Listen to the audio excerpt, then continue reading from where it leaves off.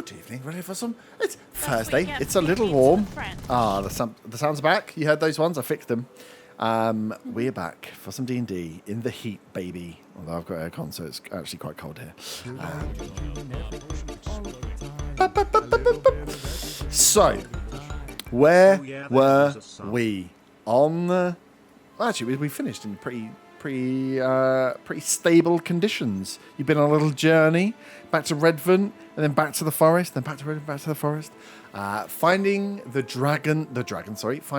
giant's home underneath a room-carved slab where a group of stone/forest giants who were hanging out there, living their best lives, being hunted by you guys. I was going to use a meme word.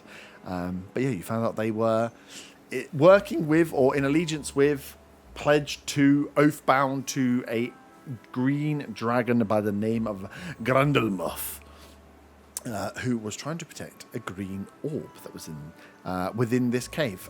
You found, infiltrated, touched a green orb, dragon turned up, thinking maybe you might touch the green orb, then you touched it, and then all hell broke loose. There was one of the giants who had a giant face mask and helm that looked kind of similar to the one that you had created in one of the sacred sites before. And having removed that from the leader of, or what was the presumed leader of the giants, killed him, freed the others, bar one, who got fireballed, fell down a hole, was dancing. One of the giants had a pretty bad time. But yeah, he murdered them all, freed the actual leader of the giants, and what happened after was a conversation between the ancient green dragon, the leader of the giants, and yourselves into what you knew, what you could be trusted with, and where you'd be going from here. So what help could be provided by the dragon, whether their secret and their home would be safe, and whether they needed to move out. With a few conversations happening between Zaga and the dragon and else people.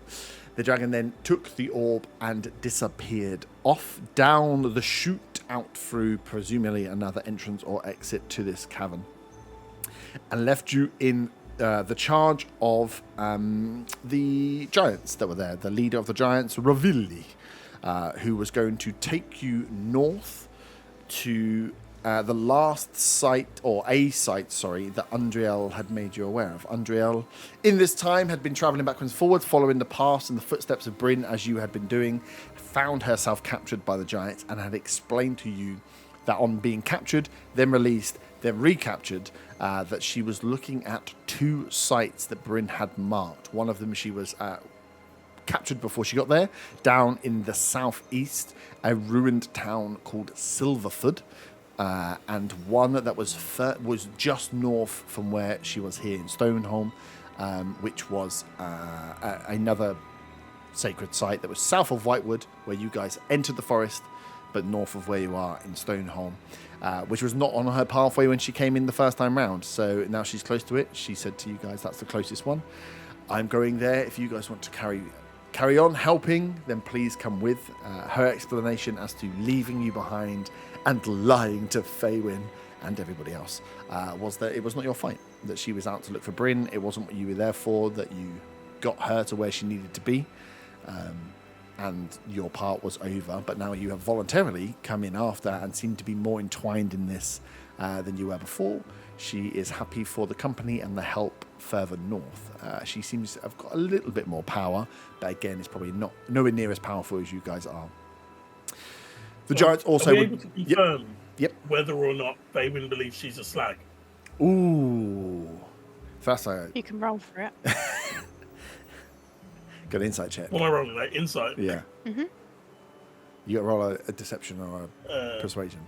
Kids. Insight is +1, so that will be a 40. You know, +1. 4, she thinks she's a slag. Oh, wow. Okay. And Faywin still thinks Andrea's a slag. The giants also would prefer to take you guys north than south, because when they went to Silverford is when they got taken over, and when one of their members was given this mask, or I don't know, whatever happened to him, ended up with this mask, ended up turned in some way, and yeah, turned against Ravilli. So he was also keen just to drop you off somewhere further north and head back to Stoneholm. So we had the long rest. You guys had stayed in the cave with the giants that evening, had been fed well, had been staying in giant beds. And then fresh this morning, they were going to get yourself set with some provisions and start the trek northward, which in hex terms is just 1 hex north. So you came into Whitewood, there was a spare hex you had not been into, and then there's Stoneholm. So it's between 2 places you would have been and was marked on Bryn's maps. So as you wake in the morning, if there's anything you guys want to do before heading out, let me know. But that is the point that we can start moving, is the giants. Yep. When they woke us up to remind us of, remind us to get up. Yep. Did they say fee fi fo fum at any point? You woke up down the bottom of the well with no legs. Weird. Don't know how that happened.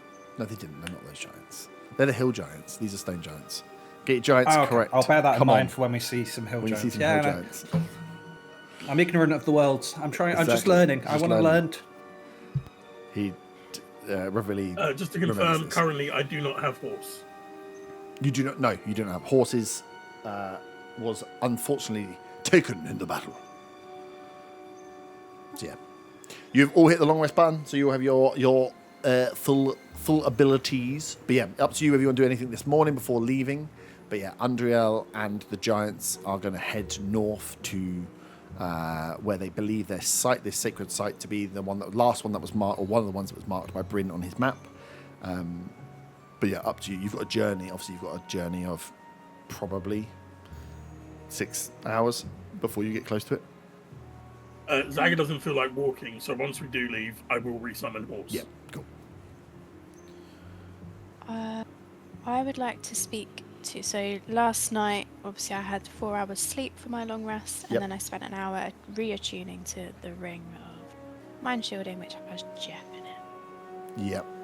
Jeff. I would like to speak to Jeff, please. Okay. Okay. Hello, Jeff. Hello, Jeff.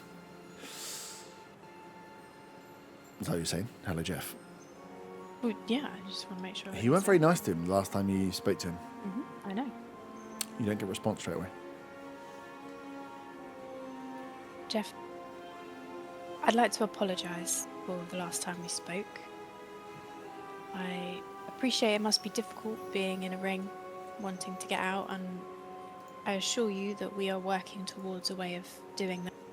We will do everything we can to get you out, and I know this doesn't mean anything for you right now, but I'm under a lot of pressure at the moment. There's a lot going on, a lot of different things, and I'm just trying to piece everything together.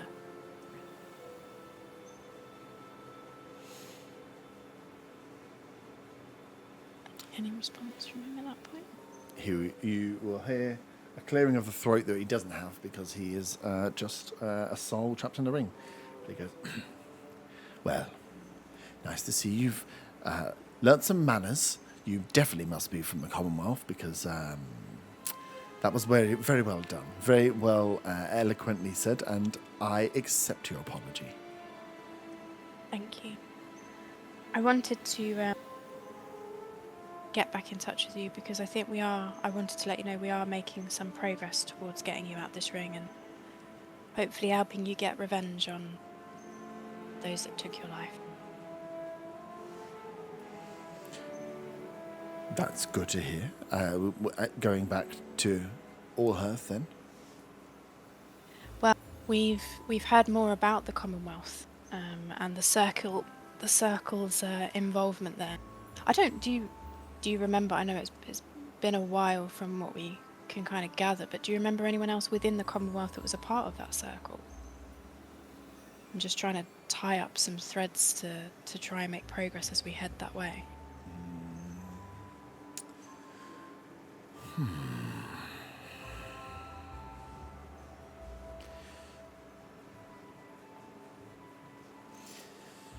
No, The Commonwealth was my bag. That was where my key part of my infiltration. There was probably other members of the circle dotted about, but I was in the decision meetings. I was the one that was manipulating the bigwigs, playing the real democratic and diplomatic cards. There may have been others, of course, there may have been others that I was unaware of, but I really led in that area. So from a Commonwealth side, I can't really give you any names, unfortunately. Like I said, I was working a lot with them to influence the agenda. Oh, so you were part of that, the Commonwealth groups that were having conversations? Yes. And you were sharing the information from them with the circle and... Yes, we were implementing our agenda and tweaking. So when there were decisions to be made, the circle would have an opinion on those decisions, and I would enact the circle's wishes to the best that I can, influencing whoever I needed to get certain votes passed. The slow manipulation, tweaking over time. It was a very delicate procedure and required patience. Patience that some of these younger guns didn't really have, did they, clearly? Oh, so they were just trying to boycott all of the hard work that you'd done. I have no idea what they were trying to achieve, but yes, they clearly didn't want to wait around for the slow progress of time, thinking, I don't know, that a sword can deal with these things, but they are foolish and were wrong. And what sort of things were you having to influence that they would just come in and so brashly try and undo all of the work by trying to skip over your progress? I was influencing everything. Was it like everything? Like, what sort of things did the circle need from Allhearth, from the Commonwealth? It all depended on what was being decided by the Commonwealth. Decisions that would be made on all matters. Military matters, trade matters, anything. The circle would have opinions on what was best for us, and we would influence in the direction that was required. We made hundreds of tweaks to decisions over the years.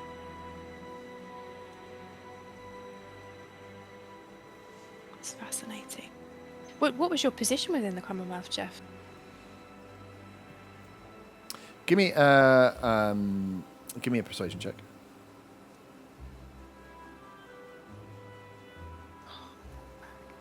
It's only a 10. 10. And I mean, why do you need my position in the Commonwealth? My position as one of the ranks. There's a lot of questions again. Where are we going with this? Well, feels like you're using me for information again. I mean, and we're not doing that because we've just got ourselves back on even kill, haven't we? But there's a lot of questions one way here, and I don't really see any movement towards. No, I know. You can probably hear, and Fabian gets up and starts walking around like quite hurriedly. You can probably hear, I'm not sure if it's obvious through thought, but I am just gathering my things because we're going to be heading that way very, very shortly. We do have a lead within Allhearth. I just think it would be the reason that I asked Jeff is because I thought it may be useful to have a little bit of that context when going in, just so that I'm able to.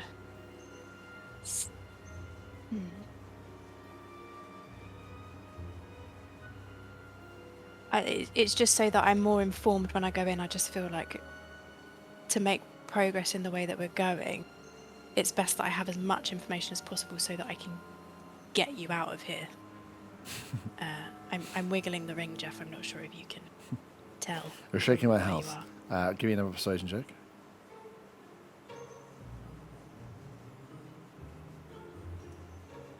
Uh, 14. 14. There's a bit of a pause as you kind of go through and rattle off all the reasons you need certain bits of information. He just says, well, I won't want you giving up my cover either if I'm to come back. I can't have you just running around willy-nilly exposing all the secrets now, can I? Let's just say that I was a member of one of the councils, and in that position I had enough interest or enough contact with enough parties across the different councils to make the changes that required. Got it. No, understood, and I appreciate, and I hope, we don't always have I'm not always the politest to you, Jeff, and I do completely understand that. And I can only apologise, but I would like you to know that, of course, I will always use the utmost discretion when trying to figure out these things and working with you to try and help you out here. I know that my behaviour may not always show that, but I'd just like you to know that, of course, I'm not just a gossip, as you know, I am from Warhearth, unlike some of these others. So I have a little bit of class.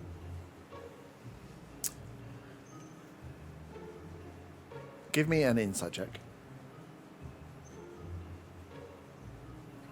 Oh. 11. I'm tempted to... I need this conversation to go well, so I'm tempted to ray the Feywild shard. Mm-hmm. You've got to decide before I tell you whether it's good or bad. Yeah. I'm just going to see how many charges I've got there.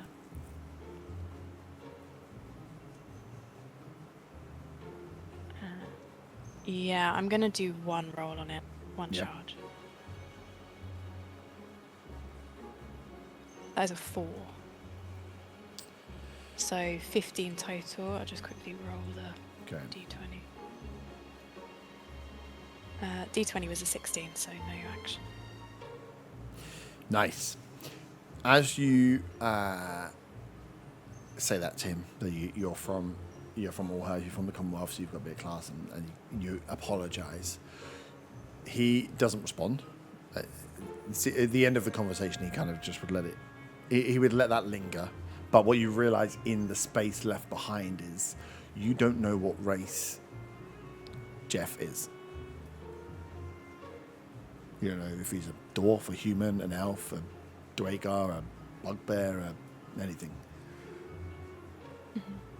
So as you say that about class, and he speaks in a posh accent, but you realise that you've never actually had it confirmed exactly what Jeff is. Sorry, just to make sure that I understand it properly. Mm-hmm. When I say class, I don't mean like I'm an elf, so I'm classy. I meant like I know the Commonwealth. I'm from Warhearth, so I'm a bit posher and not.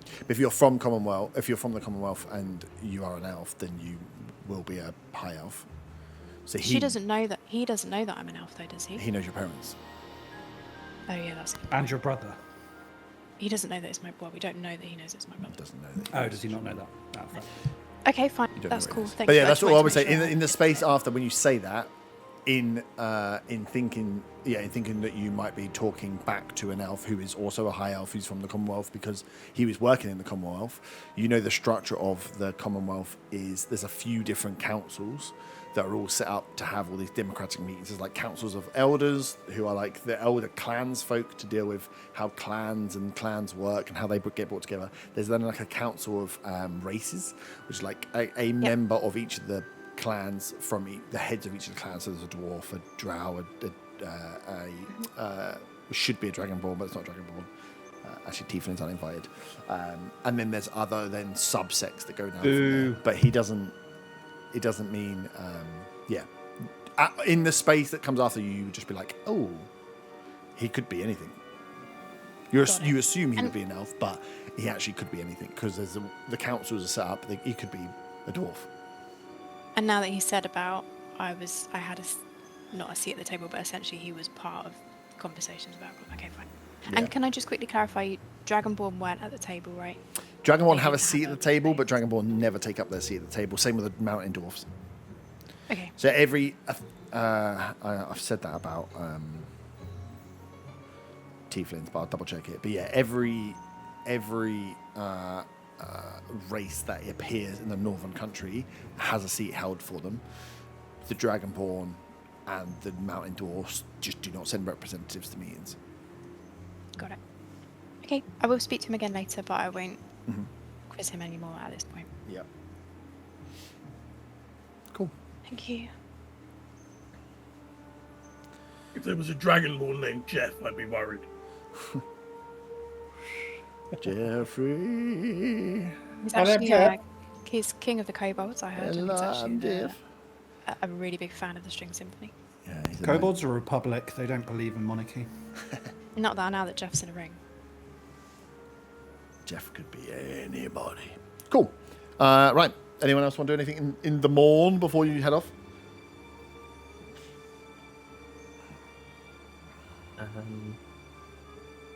No, I'd talk to Andrea on the way, I think. Yeah, well, she'll walk in, right? Mm-hmm. Cool.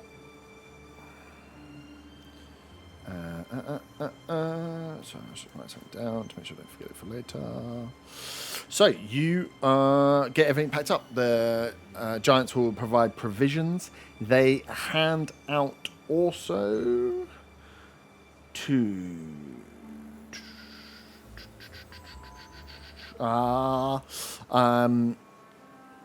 cool. They hand the dragon hands over to. Oh my god, who have you been speaking to the most? It'd probably actually hand it over to Zaga first. But you all will see this. Everybody sees the giant give Zaga something, so don't fuck around. Two, because I will just rewrite the history. Two draconic seeds of renewal. They are searchable. And one scale of Grandelmath. If you search them, you should be able to find it. So 2 draconic seeds of renewal. Scale. Yeah. They will like molt certain scales. They're 2 consumable magic Scale of items. Grandelmath. Scale of Grandelmath. If you put scale of Gran, it Cute. should turn up. Hopefully. If I published them correctly. Yeah, I can see. Yeah, I got them. Yeah. And he says to you, that Ravelli says to you as he hands them over, that you had asked for help and they've been told to give you this as a kind of like your help, your peace offering parting from the dragon to help with what you're doing. So yeah, 2 seeds, 1 scale. Actually, the seeds are consumable. I think the scale actually isn't consumable. I think the scale is ongoing. So does this mean whenever we kill any giants, we'll get gifts? No. I'm not saying that out loud. Don't worry. Ravelli I just looks at wanted you, to, drops but I you was down like, the no, hole. bad idea. Stop it. Don't let the intrusive thoughts in. Cool. As you It's start very difficult playing this character not to do that. on the journey northward then. You follow the giants. They pick the path. They know where they're going. Undriel has a rough idea from Bryn's notes, as you guys do roughly, that like in a certain area this Sorry, will be. Yep. Before we move on from the scale, it's got 3 charges, but its description says effect once per long rest. You may activate the scale to do without components. That implies 3 times per day, surely. 3 times between long Which is rest just what I want per to run rest. clarify. Yeah, I think quickly. it is. Is it just because you have to add charges to make it? Yeah, I think so. I'll have a look at it once you guys start talking about stuff. I'm pretty sure. Is it because of the weapons that are on there? Why can't I find my collections? There's one more thing Faye wants to go do before we go. Just Yep. after you're done. Does it involve me? No, I can do it while you're doing that. Yeah? I'm just going to do recharges on my Feywild shards, so I was Okay. going to recharge 2 of them. Oh, okay. So you're gonna roll twice. Yeah.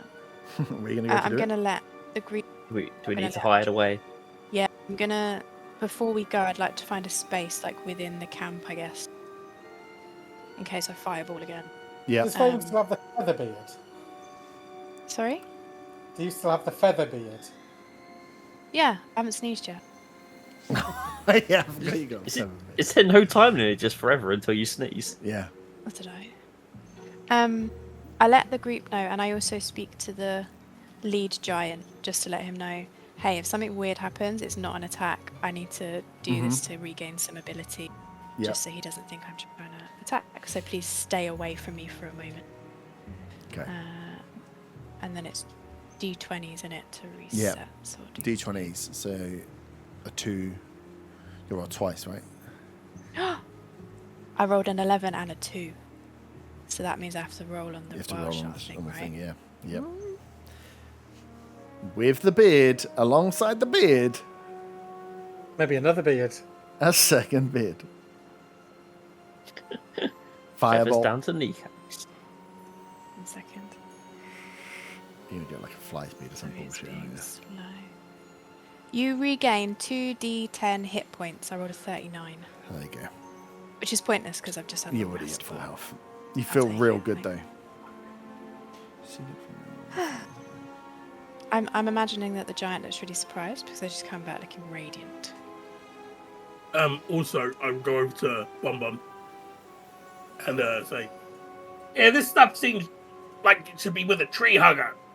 And I'll give him the scale and one of the 2 seeds, and keeping one of the seeds for myself. Yep. Okay. What do I need to search? Scale of ground. Yeah, it's good enough. Yeah, so I'll change the word on it. I think it is once per long rest you can cast one, like once each of those spells, which is why the charge is on there. So you The can, charges so make sense. Then yeah, it's one charge, but you can't do like one charge per. I think when you do it, it will. If you click one, it will stop you clicking the other. So you can't cast Misty Step 3 times. You cast Misty Step once, Detect Thoughts once, and Lesser Restoration once. It's decent, Bum. You don't need to attune to it. Yeah, it's not bad. And then seeds there. Can you know when we do our spell? Are we supposed to do that whilst we're sleeping, or do we do it in the morning of the next day? For what? Well, Baben was supposed to say to everyone, remember that we're dealing with a lot of like not contaminated. What's it called? Yeah, you should be changing. You should be preparing as part of your evening rest. You should be preparing your spells and then going to sleep. So if you're changing spells, but we haven't left or gone anywhere yet, so you can change them now if you need to change them. But yeah, you should be changing your spells. It was just reminding everyone that we're dealing with a lot of curses. So just as a reminder. Let's just delete. Yes, Yeah, Mom. I haven't put remove curse on. Let's just delete all the curse stuff. I've changed my spells, but I haven't put it on. Of course you have. Is there a reason why you haven't put it on? You don't know this yet, so you can find out in the fight. Oh, Okay, great. get him. If it's something like you're going to build another temple, I might actually kill you. No, it's it's in case we come across any stone buildings again. What stone buildings? Delete all the stone buildings. Lovely. So yeah, you get your gifts, and the giants head north. They will pick the path. You can hear walking with them as well. You can see how you miss them, because they're not being overly stealthy, but they are quiet. Like you guys probably are making definitely Arta with these disadvantage to stealth, making more sound than they do, even as these giant Excuse creatures me? moving through the forest. If we're in the woods, I have normal roll. Straight roll. True. Just generally though, you're just noisy. But it's known. But yeah, you pick your way through and start the journey forward. So you have about 6 hours. So if there's conversations with Andrea or stuff you want to have before arriving, and this is the time to do it. As you are moving through in order, I will say that with the giants in tow, the chance of you getting caught out with anything is incredibly low. This is their turf. Do the giants know exactly where we're heading to? They have a rough idea Or based just on general direction? What Andrea had said to them. They know. I'll tell you what they know. They know. So I was just trying to work out if I need to commune with nature to find a body of water, because it was a lake, wasn't it? Yes. Looking for. Yeah, it's like when she describes it as it's like a what I can't remember what the word I use it as. Yeah, it's like a sacred lake pond flowing of water, but it is a water-based ritual pools essentially. They have a rough idea where it is. If you wanted to use a commune with nature, I'll just take some time off to say that you pinpoint it down even more. Yours just tells you that it's nearby though, right? I think so. Yeah, it kind of it'll give a general like head this direction to it, way, wouldn't it? Yeah, if you wanted to use a ritual just to help out as you're going with the giants, you can give the direction. They'll then remember where there's stuff and going. So we'll say that instead of taking 6 hours, it takes like 4 hours for you to get there. So you'll get there about midday. But yeah, they know roughly. They have heard of what Andrea. That's not good use of English. Andrea has down that this was a site that was south. It was connected to Whitewood as a settlement, but was further south. And again, it was set specifically in these swampy pools that were thought to have whatever it is, some religious, whether it were healing powers or whatever. But it was the reason it was there and so far away. It probably it probably would be at least the same distance again, like 4 hours, 6 hours from Whitewood, from the closest settlement. But it's because it was placed on whatever they decided this sacred land was. They've placed this sacred site, this ritual site, whatever it is that they've built around it, is all to do with the location. So yeah, it's connected to Whitewood, but not close to Whitewood. It still would be a trek. It's like a pilgrimage site almost. That's the word I was looking for, pilgrimage site. So that's all she has, is that it was water-based, that there would be some stone building there, there would be some temple there maybe. You're looking for something, there's a sign that this is a ritual site. But other than that, that's all she had from Bryn's notes.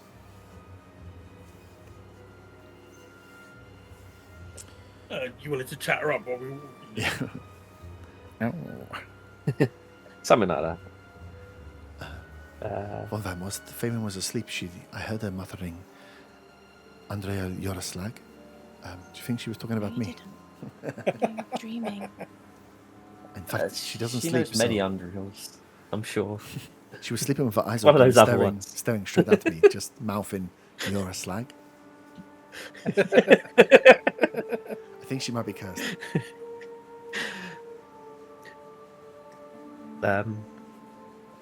Love how Undro hasn't commented on the Featherbeard either.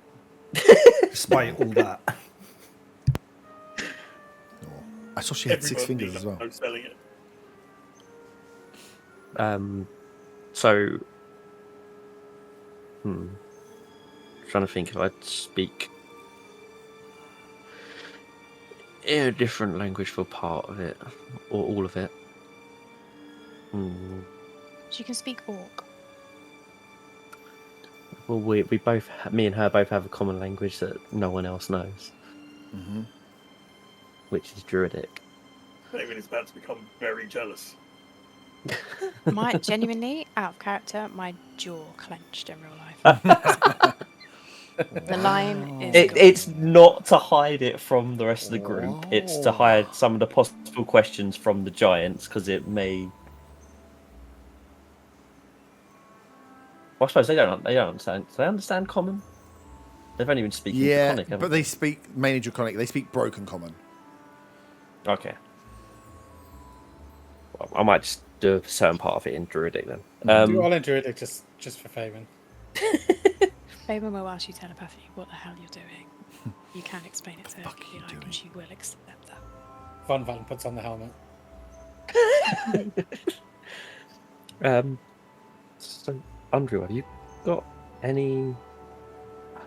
I know, obviously, if probably the answer to this is no, but have you got any kind of way of contacting Bryn? She looks at you and says, "No, I haven't been able to contact anybody since I've been here. I don't have those magical abilities." She's like, "Do you?" Give me an insight check. Me personally, it's a 15. 15. When you ask that question, her head span very quickly on the ask before gaining a little bit of composure. The initial question was a bit like, "Ooh," and then she comes into that she doesn't have a way of contacting. Huh. Okay. Is that? I'm trying to think how I'd interpret that as to whether that's a. 15 is not. Oh, you might have a way, or.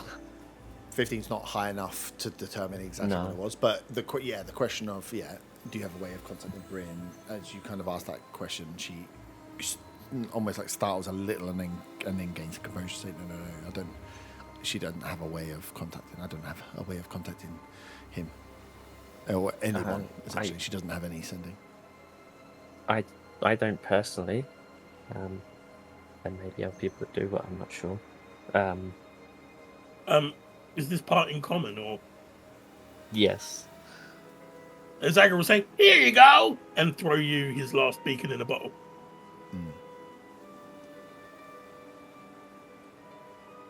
For it to me or to her? To you. Yeah.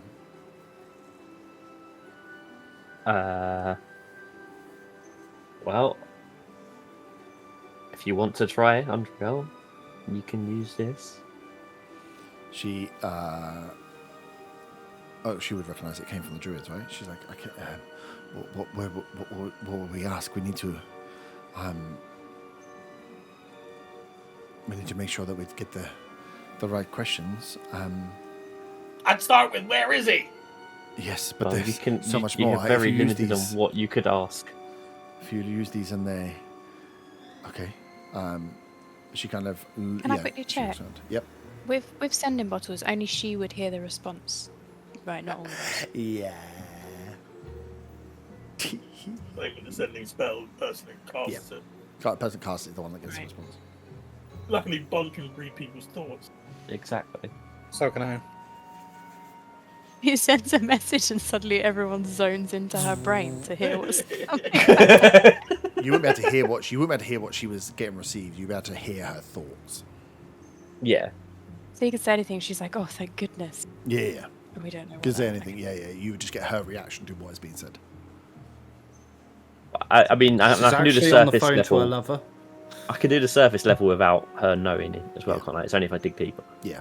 But So I surface think I level, will. surface level will be like fear, joy. It's like Yeah, okay. emotion. You just get an emotion or a very simple thought. You wouldn't get like, Okay. oh my Well, god, I can't I'll believe he's probably- alive and he's hanging out in Orhearth. That's crazy. No, that's not a simple thought. Yeah. I will pass over Bowl, and if she does use it, I will go surface level on that. Okay. Zaga will also say, make sure we get some more of those from Bo. I know he's holding out on us. I haven't mentioned any of that stuff yet. I will say telepathically to Zaga. Zaga ignores the telepathic message. He doesn't like it when people speak in his head.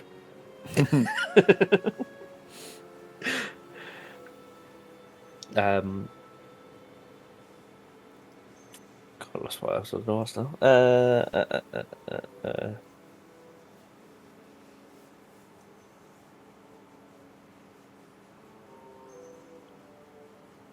This will be what I say in Druidic.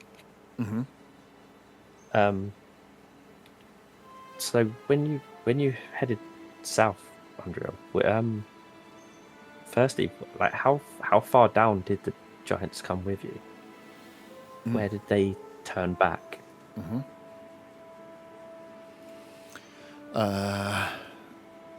So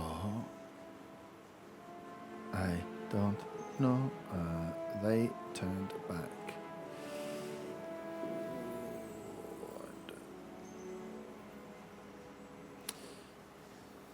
She was so she will say I got to the outskirts of the Silverfoot ruins on my own. When they left me about 8 hours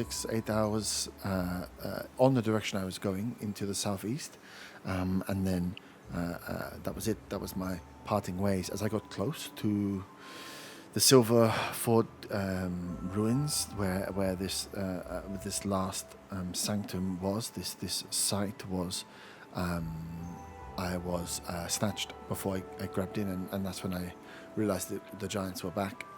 But this was a day or so later, after I'd stayed.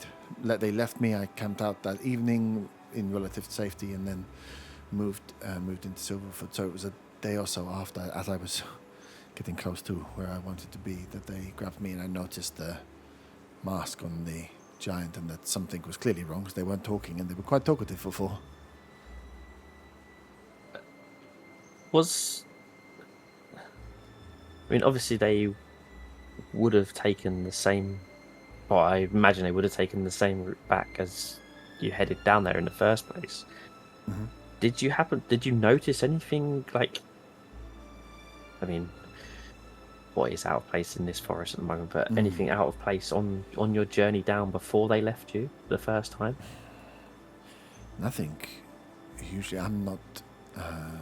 I wouldn't know what was normal for this forest, but you can see that definitely and she like kind of points around to the tree. She's like, the trees and the rot and the further south you get, the further southeast you get, the less healthy these trees are looking, the more almost into the next season it feels like the trees are passing. But nothing looked out of place. I was led that way by the giants and then picked my way based on direction towards Silverfoot, but nothing looked super out of place, apart from the whole forest is showing signs of this rot. Okay. On your journey down to Silverford, did you come across any kind of fey presence at all? Anything that I didn't really see any creatures, to be honest. Like I say, my stay was kind of overnight. Where the giants left me was fairly safe. Must have been one of their stopover points for hunting, I assume, because they stopped straight there. And it was quite a nice clearing, and it seemed like a good place to set up camp. And then when I headed on the next day to Silverfoot, I haven't really encountered any issues in the forest. But no, I've not seen any fey insight. Mm-hmm. Check that, please. Ooh, dirty 20. She. You feel like she's telling the truth. You also feel like even she is a little confused by it. It's just that when we was heading towards the giant camp, I detected that there was a faint kind of fey presence in that general direction. So I was just wondering whether you had come across anything. No, this forest is rumored to be full of fey presence, but I did not run into anything on the route that the giants taken me, and on the route down to Silverfoot, all I saw was this increasing decay in the forest, this turning of the colors, this control, but that was it.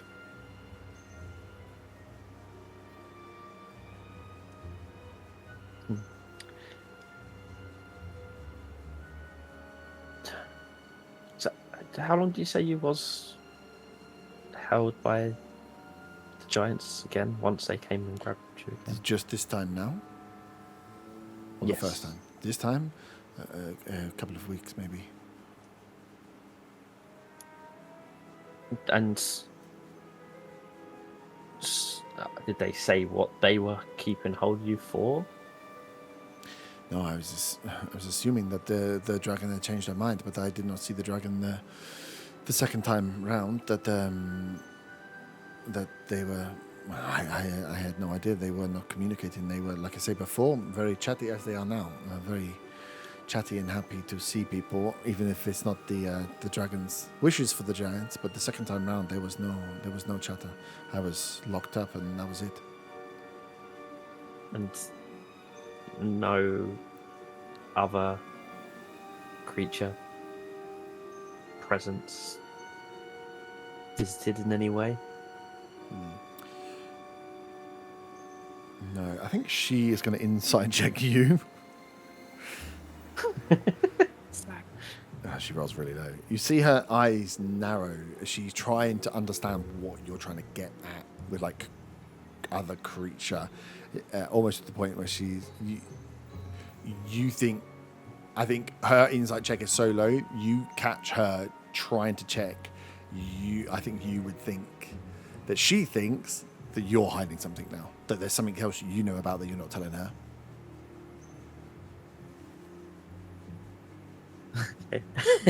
I wasn't so good at insight checker when she said she hasn't been visited by anything else as well. Yeah. That's 9, so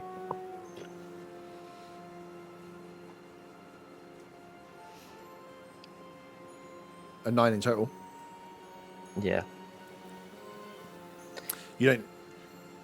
No, I don't think you don't get the feeling that she has seen something and is hiding it. That she's seen some horror. I think the confusion that dirty 20 you got, the confusion you would have got from it is that she she knows the stories. Like, she's heard bits, and I'm assuming you guys would have shared certain bits of like your travels down here, even what has happened to the giants.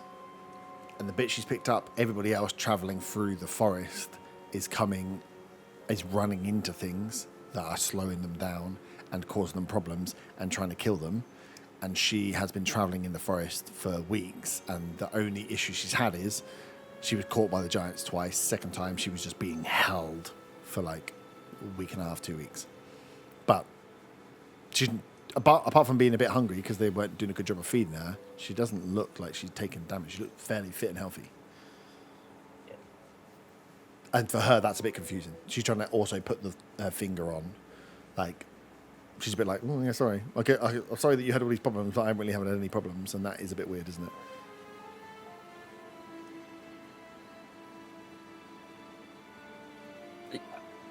I would say you can understand why I'm asking such questions, right? It's not saying that you're involved in any way whatsoever in any of this, but to be traveling through the forest as long as you have done alone, and to be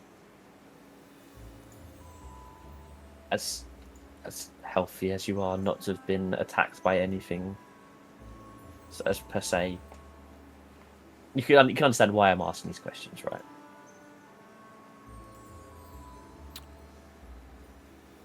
Yeah, you can see. Yeah, I think she'll just like nod and say, "We're all trying to piece together the puzzle, I suppose." But yes, I understand that. Yeah, maybe because I'm traveling on my own, I am a smaller target and less easy to track through the forest potentially. But I don't know why I have not had the problems you have seen. I think actually on you saying that as well, then she will respond back and say, "You keep speaking of these creatures and dancing around. Is there something that you've seen that you're not telling me, Von?" I mean, we've encountered the Deathbloom multiple times, and you know, it's wanted to kill at each step of the way. I mean, we've encountered it in places where you've seemingly passed through perfectly fine before, not long beforehand. It's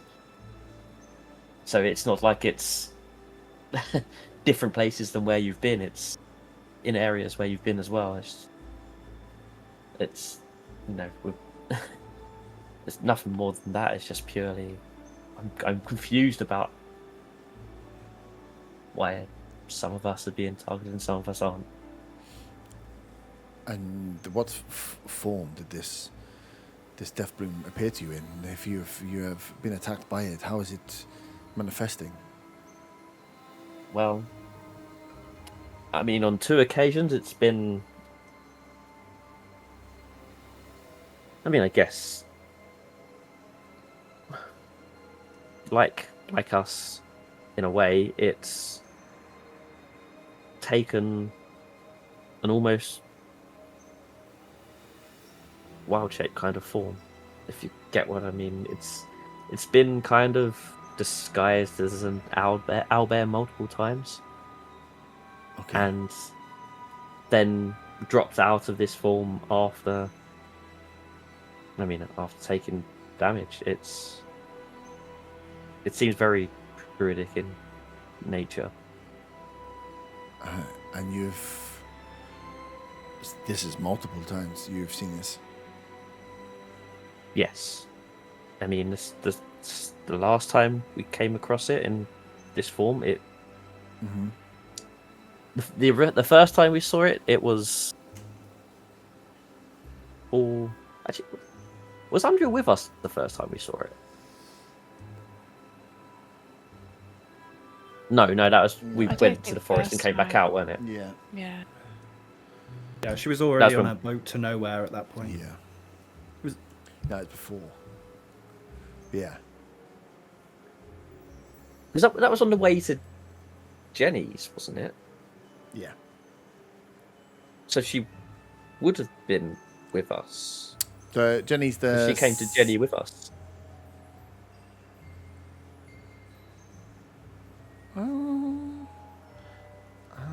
No, I thought it was the first time when you thought Jenny was evil, not the second time when you went there willingly.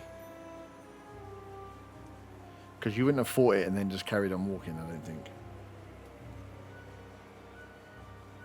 But we'll double check. I think you went there the first time and then came out. Yeah. Okay. Well, I'll explain. The first time, Yeah. it looks like a normal owlbear. The second time, recent time, it looks kind of deformed, injured, as if it's not at like full capacity. And that was visible. Not, it wasn't just like, oh, it looked a little bit weaker. It actually was physically kind of missing parts and stuff. Like it's decaying in some way. Yes. Yes. Okay. You can see that she's like trying to piece again. This is just more clues, more information to piece together as she's going through. Okay. Well, I have not seen anything like this, unfortunately, or fortunately for me. But we can be the lookout, I suppose, for signs like this. Yes. Well, I mean, now that you're with us, you may well encounter it. We've seemed to have encountered it more than enough times already. Well, maybe I can bring some of my luck your way. We can only hope. Cool. Anything else you want to go through? I was just double checking. I don't think you did. Headed to the Borderlands. Because we were trying to find her after, because you wanted to, because it was about the gnolls, wasn't it? Yeah. We found Bryn's Hard to- notes. Yeah, kill the beast in the Willow Glade. Then you went into the bubble. Then you went to the border forest.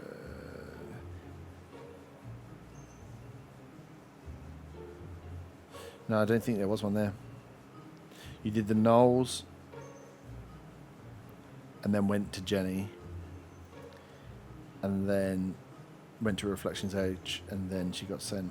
I don't think you. I didn't put it in the tagline, and I feel like I would have put it in the tagline.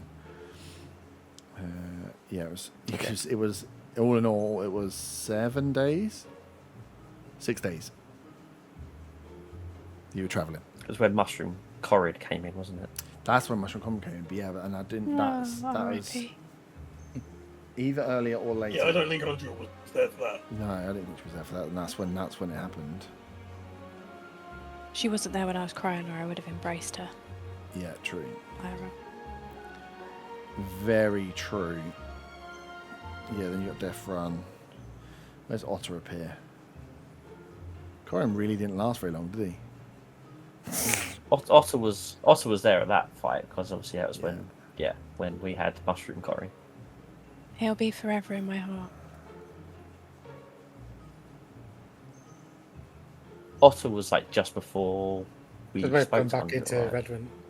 Yeah, It's when Meadow Yeah. died, because he was at the funeral really Yeah, it was. confused and I was getting angry. Jumped to Redvant. and then like, and then we met Andreal like a day or two after that, right? Yeah. That Well, rings it was a after bell, we yeah. killed Zarkle, and then Yeah, I think that checks out. Yeah, that makes sense. Okay. Rest a few days. I mean, so she had a question for. Yeah, that makes sense. I had a question for Andrea. Yeah. Why is So it as we're slow? walking, I can hear they're speaking in Druidic. Yep. And so I'm cutting eyes at them every now and then. Yep. And then when I hear their conversation is kind of coming to a close, Von, there's nothing else you're going to ask, right? before I I'd do? say I probably would have switched back to common after the mention. After I only wanted to hide the giant bit, 'cause I didn't really want to be Yeah. speaking about the giants in front of their mates. It's right, you're not about to get told off.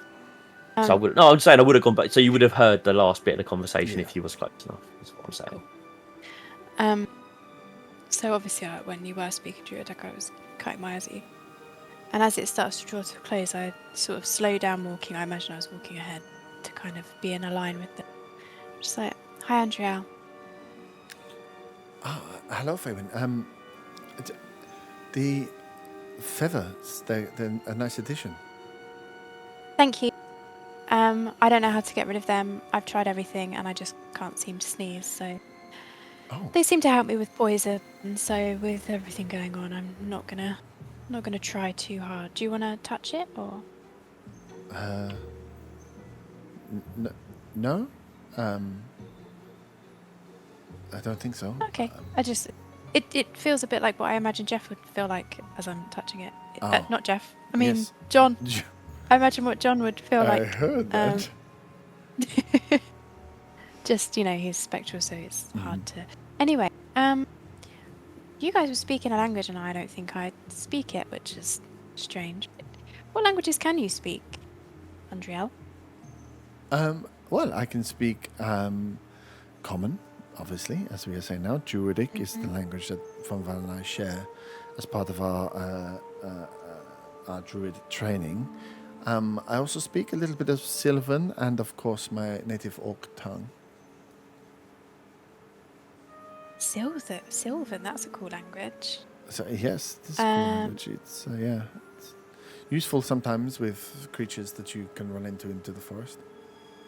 How did you learn that? Just through your druidic abilities? Yes, Or? part of the yes, I am a member of the Earthen sect where Von Van is of the stars. Ah, yeah, that makes sense.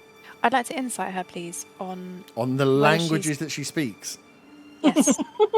Jesus. Yeah, roll it. Why is that so funny? Don't know. That's only a 9. 9. She could be lying. It's a very weird thing to insight her on. No, it's not. Because I'm about to go and talk to her in Draconic. Oh, okay. Talk about her in Draconic. No, because I remember when we were with the Giants, she seemed confused, like she didn't know what was being said. So I'd assumed that she didn't speak Draconic, but I wanted to check in conversation. Okay. And hoped to have rolled higher than a 9. It Wow. wasn't just You're with a complete 9. distrust of my BFF. Who knows? Not sure. Okay, then I'll speak in Orc then. Mm-hmm. She does speak that And be one. like, this is my party trick. I don't know if I've ever shown you it before. She looks at you strangely. She's like, "Oh, I didn't know you spoke Orc. How did you learn that?" You know me, Andrea. I know we've been apart for a while, but I love to read, and languages are something I've always been interested in. I'm a bit of a linguist, if you like. Ah, yes. It's I've been trying to learn Sylvan, but Have you it's spoken not, to many orcs it's before? not. No, Ah, okay. no. Can you tell by my accent? I'm trying really yeah, hard. it's a little strange. Some of the words aren't quite forming as I'd expect, but it's very good. There's not many people that take the time to learn Orc. Yes, I try. My Sylvan's not quite as good in Sylvan, but I'm trying that too. Wow, you really are the linguist. And Thanks. In. Yep. Sorry. there you go. I'm just checking. Oh, she's the Orc I'm and not just she. gonna say. In Draconic.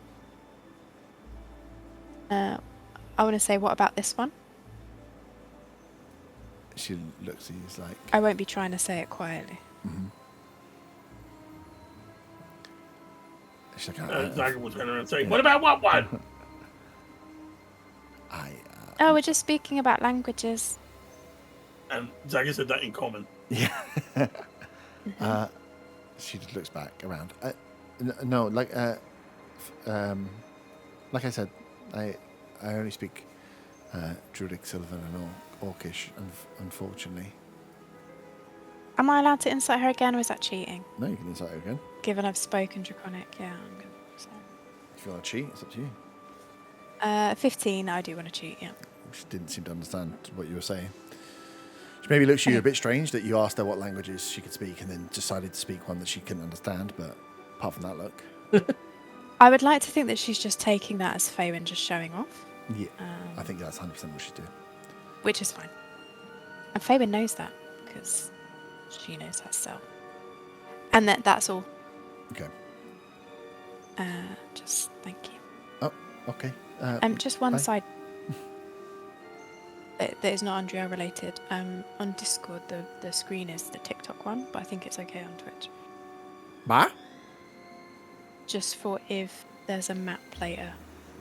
You need to fix it. Twitch is fine, just to clarify. Twitch just seems watching like on alright. Twitch. Yeah. Okay. As everyone's finished chatting, Zagat will turn around to the orcs and into Conic say, "Are we there yet?" Let me stop and start again. We can definitely get there. Let me see if I can get it to flick back. Why did that flick mid? Did the giants react when I said, "What about this one?" I just think I'm a bit weird. No, they're not really paying. I don't think they're paying that much attention to you Okay. in the nicest way Rude. possible. Yeah. Okay. Change stream. What's that button do? Oh, come on, ABS. Why would you switch mid-game? Wait, let me close it and start again. Nice. So that's all you... Did it work? Did it work? No. Okay, we'll have to fix it. I Cool. want to use a sending stone as well at some point. When? Before you get to this place or not? Yeah, before I get there, I'm a bit conscious about Jeff and whether he can hear my thoughts if I'm not communicating with him, because it's not clear in the description. But I don't know if I'd need to find that out in character or not. You want to find out whether Jeff can... So, say for example, if I hear use your the sending thoughts. stone, Obviously he could. can Jeff perceive what is happening around him by being in there, or is it just he can only communicate with me, which is what the words say? Yeah, I think he can only communicate with you. So he can't perceive, like, if I'm having a conversation and I'm wearing him, he doesn't know what's going on around him, sort of thing. No, I think you have to decide to speak to him. Yeah, I can't stop him speaking to me. You can't stop but it's him more... to you.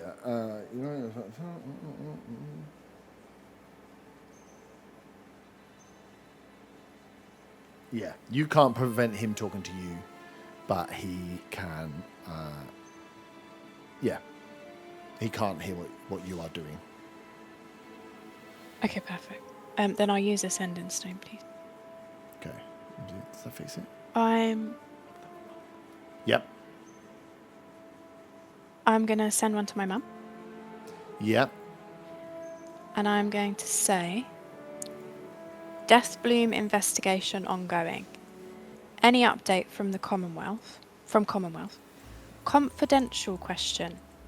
Did Dad ever work with someone called Jeff? If so, who, what was he? Sending love. Okay.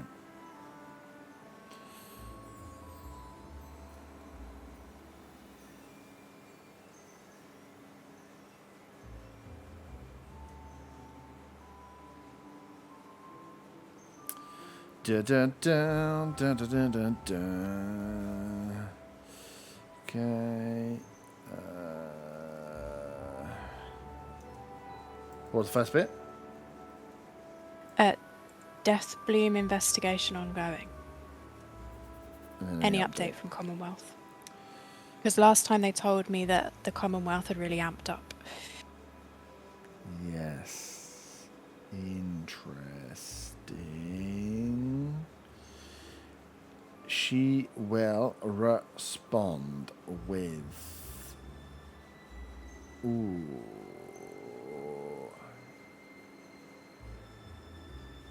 Funny you should ask. We'll check with Dad on Jeff. Cool. Been to dinner with...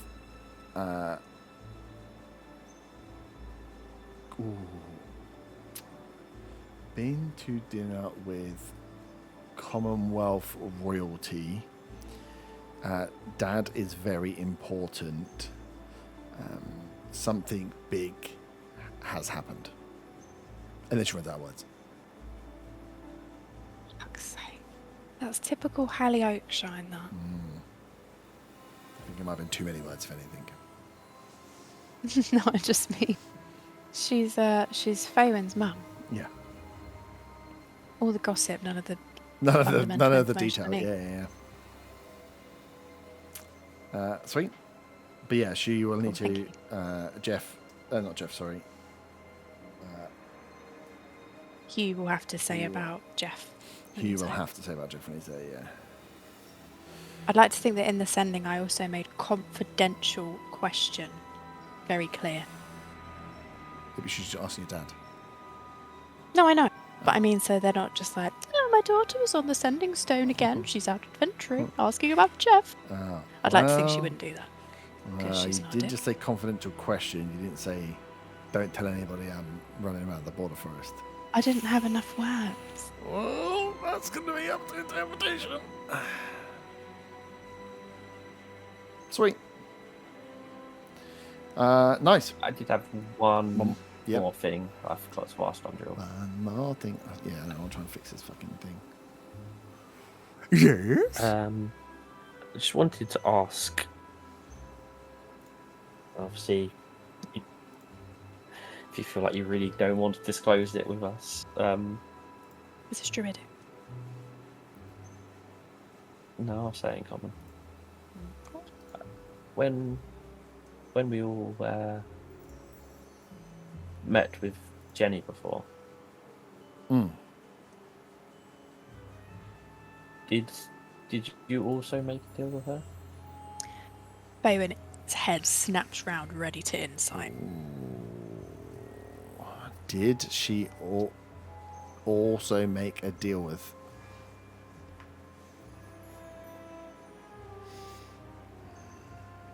I like to think that Arta feels a bit physically sick because he's Jenny's pet, and hearing her name might have reminded him of that. He instantly Yes. makes a temple. He is not Jenny's pet. Otter is Jenny's pet, but in a different kind of way. You're her favourite. Just her name being said, That Otter still immediately sends shivers up my spine. jizzes in his pants. She will say, I did not make a deal, but she did give me some information.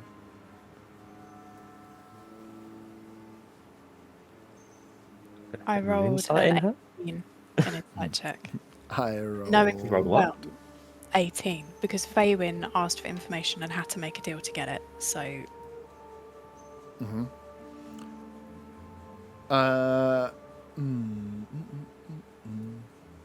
But I didn't try and blackmail Jenny, though. That's probably true. She, you don't get the feeling that she's like straight up lying, but maybe that she's ambiguous. Like the word she's used has maybe been used a little ambiguously. You don't think straight up she's like, oh, she definitely made a deal, but yeah, you don't think. She didn't make you do a deal for that? Oh, actually, can I telepathically say to Von Bad exactly what I just said of, I asked Jenny for information and she made me do a deal.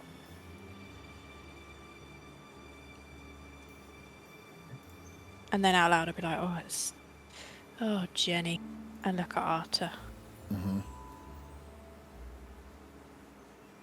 Oh, you're not going to ask that. You want me to ask that? Yeah, I said it telepathically too. All right. Because I'm getting sassy.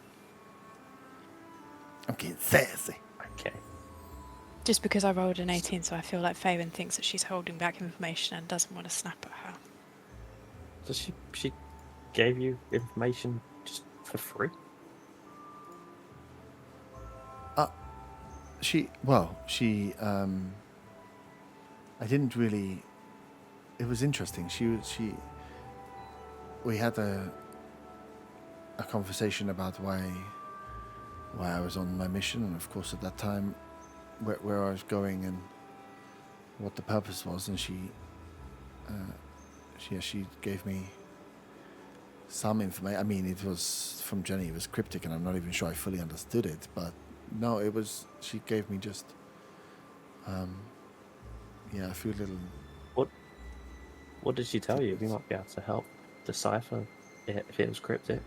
Sadly, we've had a lot of conversations with her. Yeah, she is a strange one. I just asked about how I would find Bryn and what we would need to watch out for. And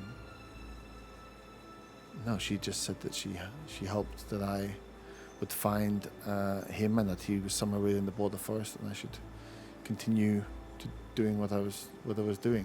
She almost wanted me to. I got the feeling that she wanted me to continue to push on and to succeed, but nothing really concrete. She didn't say, "Hey, this is where he's living," which would have been super useful, right? But no, I just got the feeling that she almost wished me well on my journey. She didn't point you in a. Well, yeah. The forest. I just was checking that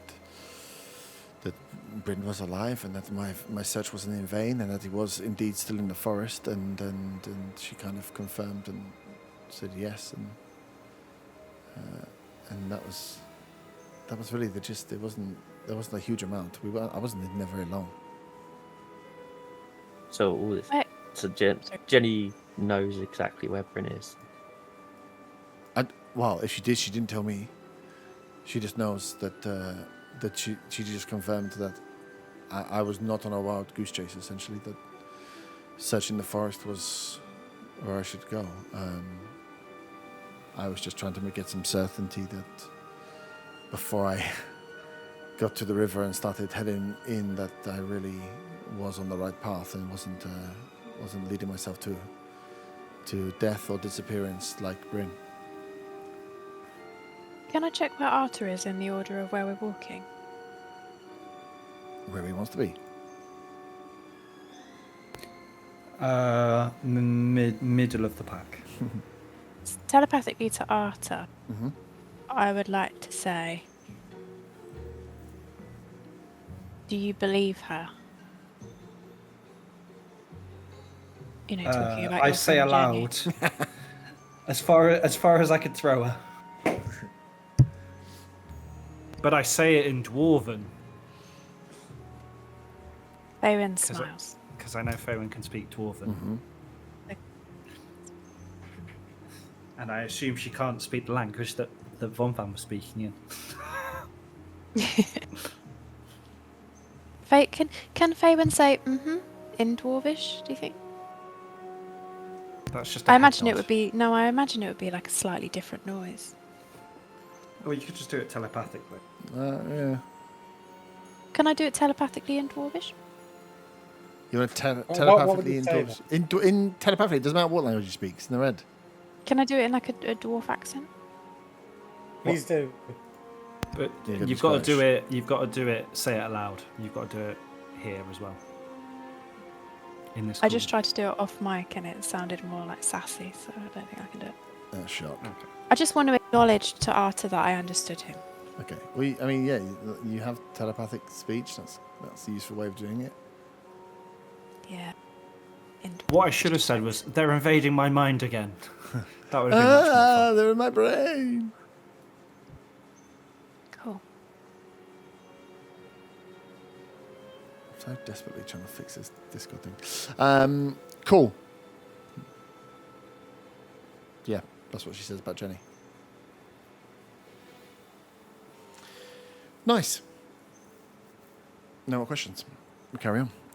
Cool. So the giants get you to a point which is like, well, we say we're going to speed up anyway, which is nice, but they get you close to where you should be roughly going. They're not going to take you all the way because they also need to make sure that they get back and set up, but they get you to close within an hour of where they think this destination isn't going, and just for fear, they are going to go back and lead you off. So they wish you well, that you know where they are, but please don't come back unless there's an emergency, and obviously they remind you to keep the people of Amistad or Grandamath herself updated if they are in danger and need to move as the giants start traipsing their way back south again, as you guys can continue north for the last hour of your journey into where you're going. And it seems like a good place to take a pee break, sweat break, cool down break, ice cream break, whatever is required. And I'll try and fix the camera. I don't have any ice cream. Oh. Why'd you have to ruin my day like that? So, the giants bid you adieu. They give you their little gifts. They've got you within, I would say within an hour and half an hour where they're going. So if anybody wants to do any spells, this is a good point as you are close to where you are going. There, you start to notice the ground around you soften. The trees, you're still in, talking of hexes, where's my mouse gone? I think you go back into the lighter forest this way. But I can't confirm until I look. Oh my god, where are you going? Oh no, it's still the deep forest.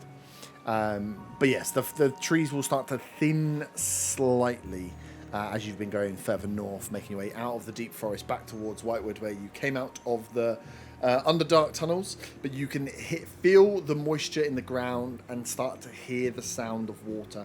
And on travelling in that direction, in the general direction that the kind of giants left you and that your commune with nature pointed you, you start to hear the sound of that water increase. The sound of flowing water, like babbling brooks, floating away as you make your way up and through the forest. Does anyone have anything they would like to do before you appear in the forest, or am I free to continue? Horse is alive. I have that written down. John's up as well. And John's alive. John's always alive until he's dead. I'll do. After hearing all these languages, I'll do comprehend languages. I want to hear what's going on. Nice. Oh, that's an interesting question. Interesting. Cool.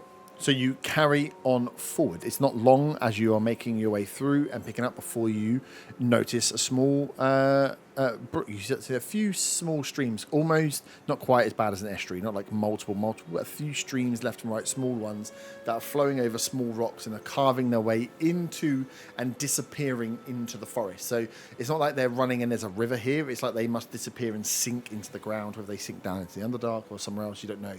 But you pick up the end of these brooks. You follow them up as they become slightly larger streams, babble a little bit more, and you start to pick up the first signs of stonework. Stone, and you're coming from the south. Stone pathways. You can see that there is a pathway that runs, that you kind of pick up, that runs from the north and kind of curls round and down. So you can see there's a pathway that runs up to north, and then this pathway that runs and follows the rivers, it kind of loops round on itself as you start to pick up these stone steps and moving through.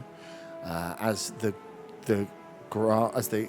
woodland and the trees start to fade away, Andriel kind of looks to you guys and is like, I think we're getting close.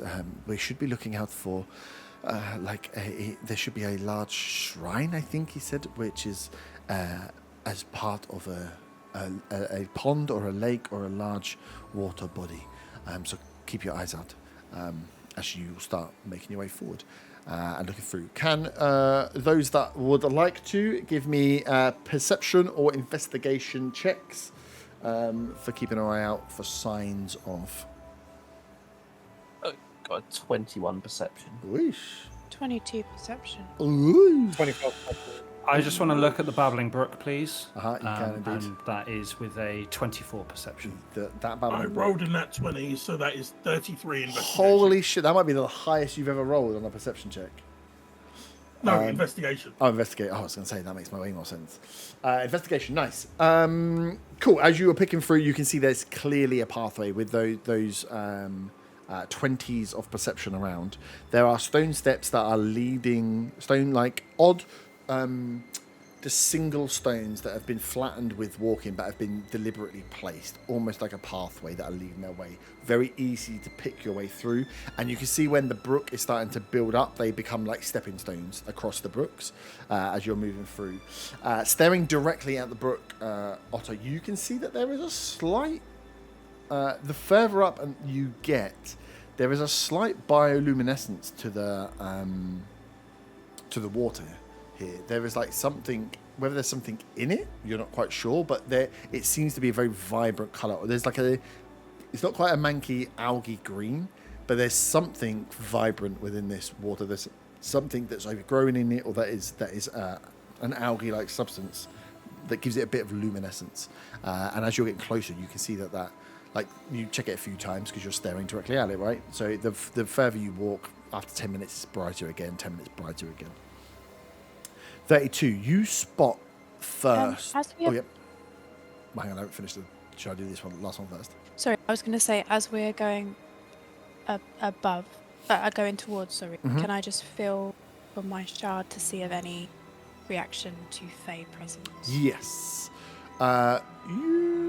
It doesn't seem to be glimmering or lighting up for the Fey presence as you are making your way closer. It doesn't seem to be getting any. Should I just be doing that as we're walking as you're closer walking and through, closer?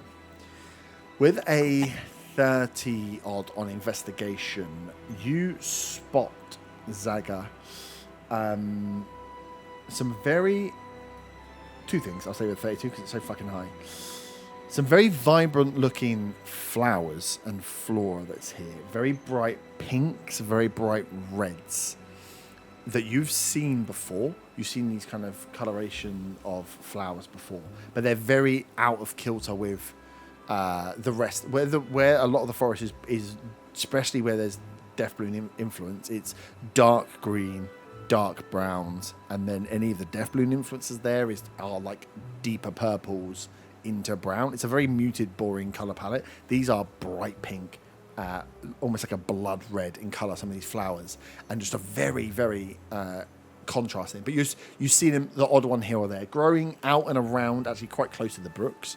But as you're picking up and moving through, as you get close and seeing one, and as your eye gets drawn towards one, the second thing you see is a stone, what looks like a fallen stone statue, or you assume must be a fallen stone statue because you can just see and make out a face, but the face is twice the size of you, and it's just the back part of the head. So you can see like the slice down of a stone carving of a chin with a mouth open with a nose, and you can't really see if there's any eyes or anything else there. Almost looks like like the Green Goblin mask, like the bottom half. That's what you're seeing in stone, overgrown, covered with moss and covered with some of these flowers, but you can see that there's this large stone statue that's been built there as well. Do I remember where I've seen these flowers before? We're still with 32, yeah. You saw them at the where you met L'Oreal the first time, when you went to the sunken temple and met the elder elf in the Borderlands. I'm now on the lookout for a water element. Mm-hmm. As you pick up and are on alert now for these water elementals or something akin. But yeah, this is the last time you saw these sort of flowers. As you guys make your way through... Is it possible to go over and clean the moss off the face and get a better look at it? Yeah, you can do. Yeah, so you guys see Zyga kind of disappear off to the side and start pulling the moss away from this stone figurine, which is, again, it's probably in length the size of one of you, twice the size of a Zyga. As you start pulling the moss away, you can see it looks like a screaming, like a it looks like almost like a screaming mouth. The mouth that's open isn't smiling. It seems like it's wide open in a gasp. Again, there is no top half to it. It's just the nose around the chin and the mouth, and it is out and screaming. Looks to be like that's weird. Yeah, humanoid in shape, like the nose, the mouth, and the chin. You would say of a humanoid character. That could be though human, elf, tiefling. Probably not orc because you can't see any tusks in the mouth. So anyone that any race that has a lower jaw that looks like a human jaw. It's quite a lot. Teeth seem to be, and it was humanoid teeth. As well. So it was like the size. The head was the size of a normal. It looks like it's come from body. a much bigger statue. Yeah. The head, just this bottom part is like 6 to 8 foot. And there's no sign of where it might have come from around here. No, not from where you are now. No, it doesn't look like. It looks like either it's been moved or been like knocked out. You can't see the rest of a body or something else that was here. Okay. Give. Carry on then. Does it look similar in size to the giant's heads in any way, or is it bigger, much bigger than that as well? It's much bigger than a giant's head, but it would you'd have to have equipment or be giant sized to move it, maybe in its size. Give anyone that wants to, on looking at it, can give me a history, or I'm trying to think where else it might be. Could there be any religion involved? Yeah, that would be another one that would be quite good. As a god botherer, Yeah. that is a 19 religion check. 19. I got a 15 history. 23 on religion. I got a nat 20. Fuck off, Druid boy. Religion's my thing. You're like, I think it's, and everyone goes, yeah, I know what that means. It makes sense though. I think as you kind of look at it and you see if this was stood up, and facing, if it was on a statue, you could almost see how this would be like a warning statue, or like it's an off-putting image. If this is a sacred site, why would you want? Was it used to like scare people away, or keep people away, or create like a bit of voodoo or something? It doesn't look like it's a welcoming, like, hey, this is a religious site, come in guys, look at our screaming mask. It looks a bit like a keep away or like danger, but whether that's because there's truly danger there and someone's built a big stone thing to do it, or it was placed by the people that were hiding what was there, you wouldn't know without investigating. But you would say that would make sense if someone's trying to portray something, and you would say that, yeah, religious wise, it feels like you're trying to hide a sacred site, or you're trying to keep people out of a sacred site, or you're trying to show the dangers of what might happen. It could well be like a watch out slippery surface. You show someone's falling over, similar sort of thing to that. Can I investigate the luminescent water? Yeah. 16. How are you investigating the water? I guess one thing would be if I can see anything moving in the water. Mm-hmm. And 2, if I can see possibly if it's something in the water that's causing it to luminesce, or whether it's just naturally that way. I say naturally, but whether the water itself is luminescent. Yep. What was the roll? 16. 16. You because it's a few things in the water. They seem these little fish that are swimming through, and on actually closer inspection, they almost look like little eels. They're less fish and more like long and wriggly in shape. They seem to swim through. They don't, as you go down and like touch the water, they don't bite. They're not like piranhas. They're not going to bite you or eat you. But there seem to be quite a few of them swimming around as you go and touch the water. As it disturbs them, you see a few of them like shoot out and shoot away. And they are once you disturb the water and they shoot off and move, you can see that their scales like shimmer with this white. Again, of the luminescence, even more so as they disappear off and then they settle down, and you find it hard to see them again. They're quite well camouflaged. But as you look at the water, it looks like, yeah, there is something that is running through the water that is giving this luminescence to it. There is something that is diffused within the water, because there's parts where it's stronger and parts where it's not. And it seems to be flowing, whatever it is, it seems to be flowing downstream. So it's flowing in with the water. You almost like, if you were to like... Can I cup my hands to get some water and pull it out? Yeah. And look at it that way? Yeah. What did you say? Cup it. Like so cup my hands together, and sort of like get a pool of water in my hands and sort of pull it out from the water to still have that same luminescence. Lesser so, because it's a smaller body. it's diffused to the point where this is lit up because there's like a lot of particles in a lot of water as you pull out, but you can still as you hold it, it still has a bit of that quality to it. But yeah, not to the same extent. You can see this far down, it's probably like a little bit more dissipated. But if it's something that's seeping in, you wonder if further up it will be stronger. Yeah. It doesn't hurt you. It just it seems quite like you can see it's there. There's no like adverse feeling you get from the water being there. It's quite cold, but it's not unusual for running water. Cool. Other than the fact it's bioluminescent. Other than the fact that does make it unusual. Got a little bioluminescence to it. Lovely.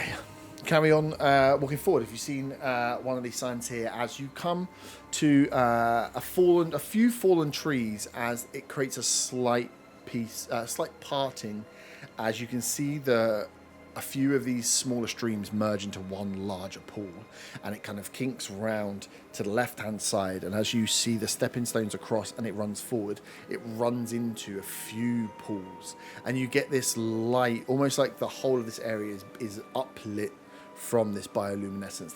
This light green hums around. The tree cover here is strange. Whilst the trees were getting lighter as you're moving, the trees that are here have a large canopy, which almost keeps this area in a little bit of darkness. It's like close to midday or around midday, right? The sun should be at its brightest, but as you come into this clearing here, you can see how it feels cool in this area where it's being covered. It's almost like it's dark in this area. Just by the natural growth, but not because there's hundreds of trees growing up here. Just the canopy of those trees seem to be massive, seem to be providing cover. And you can see the pathway becomes more manufactured, and it goes one little island, goes round to the left. You see some stone pillars. Things that look like maybe smaller trees where they've got vines and stuff wrapped around them are clearly stone pillars with a pathway. Stone pillars, another island. Stone pillars, another pathway. And about 150 foot off, you can see backlit up a larger stone structure and what looks to be a centerpiece that sounds like either the starting of or the moving of water. There is some kind of water pressure movement from that 150, 200 foot away kind of area.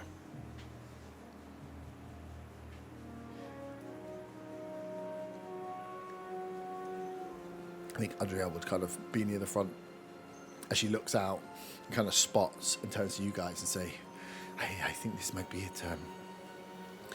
There are, and she was like, trying through, she's like, I can see this pathway takes us straight over to that area. Shall we make our way? We should be careful. I mean, that statue, we don't know what it was warning against. Mm-hmm. It's some sort of warning, but we don't know whether it's... Yeah, we don't know what it represents, so we need to be very careful. This can't just go straight into it.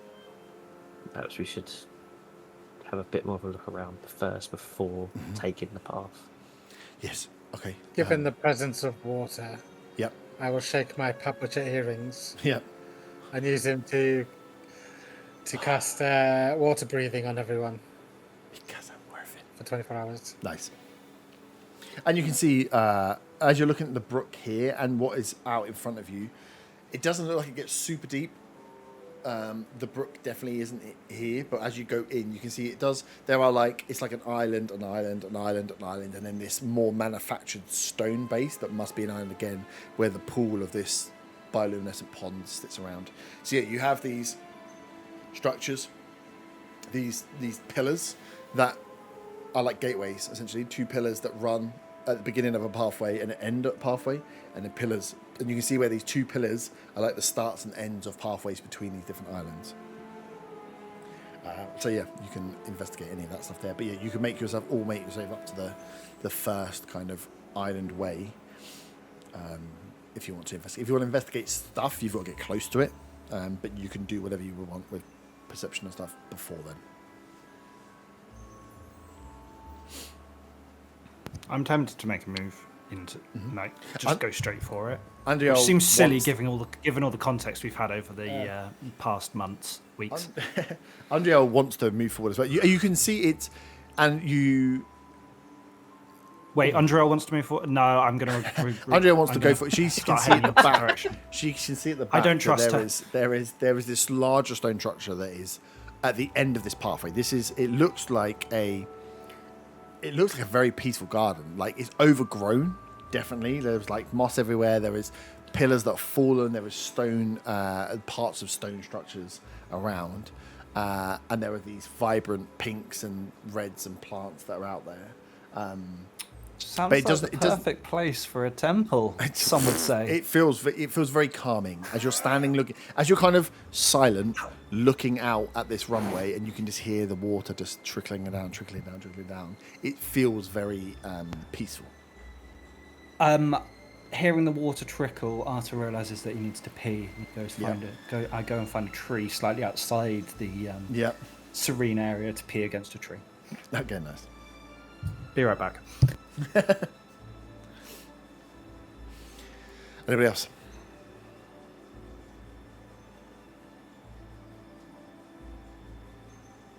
Otherwise, I'm I going want to use my Serpent Eye amulet and use legend lore about this place. Ooh. I've Interesting. used that yet, so. You haven't used it before, have you? What's it say about doing it on places? I know you can do it on things. It says, name or describe a person, place, or object the spell brings to your mind. A brief summary of a significant lore about the thing you named. The lore might consist of current tales, forgotten stories, or even secret lore that has never been widely known. If the thing you named isn't of legendary importance, you gain no information. Well, then there's more to it, but that's how. I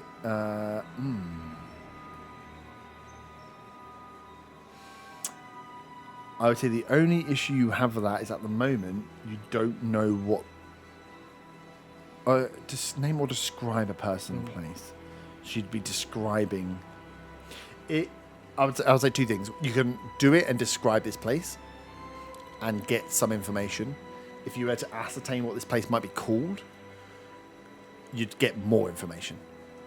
So describing the place, you're going to get less information than if you were to get the actual name of a place in which it could tell you exactly what it's for. If you describe a place and you're describing stone pillars, like what it's going to go and just pull the first search. I might wait until. It's good, definitely a good call. I'm see just the saying, statue where there's a- if you have the actual name of something, it can pull you the actual name. So it'd be like describing a cathedral versus saying St. Paul's Cathedral will give you two different levels of detail. Yeah, it makes sense. But it's good I call. might Definitely wait a good until we call. get a bit further in and see. Cool. Yeah, 100% a good call. I just want to let you know that describing versus knowing the name of something will give you different results. Nice. I'm assuming we haven't got anything from Bryn's notes that suggest what it's called.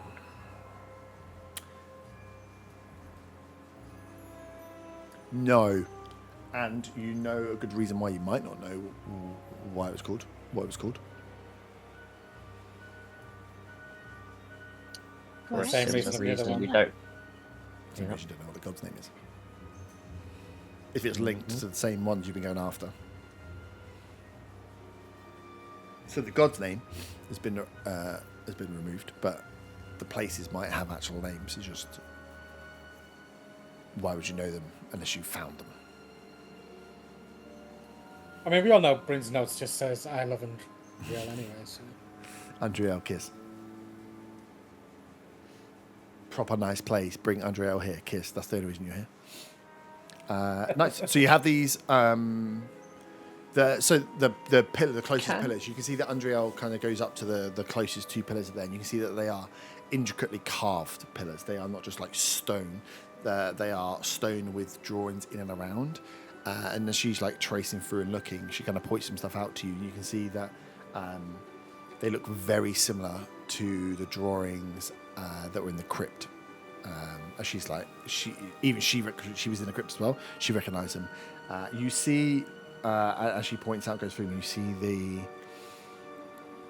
again, parts of it, a hell of a lot of it looks like sacrifices being made, people being like admonished, and the person that is in charge. Although these ones are slightly different in that that you've seen the statue with the hands out and the face was all destroyed and the hands were out.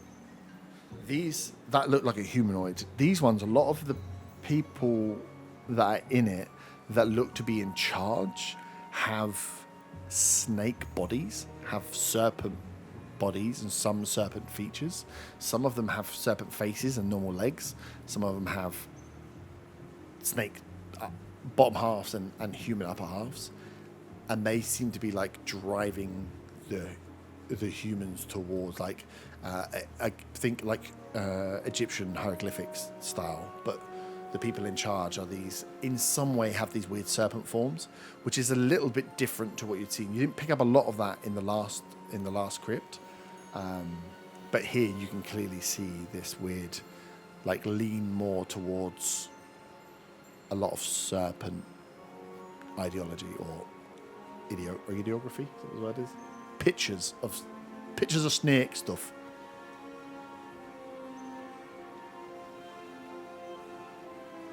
Is there any wording anywhere? It was Sylvan in the last page, wasn't it? So there's... Yeah. So there is... relying on Unreal and Feywind for that, if there's any wording. Yeah, there's some Sylvan here, and there's a bit of other language that you don't understand. Well, Otto casts comprehend languages, right? So he would be able to go to Yes, those we didn't that was know. interesting. Yes, so So Otto... if I could do the read Sylvan bits Mhm. in the meantime.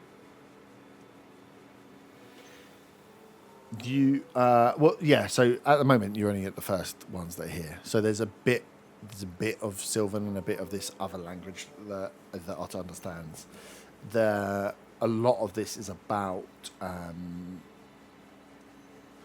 welcoming and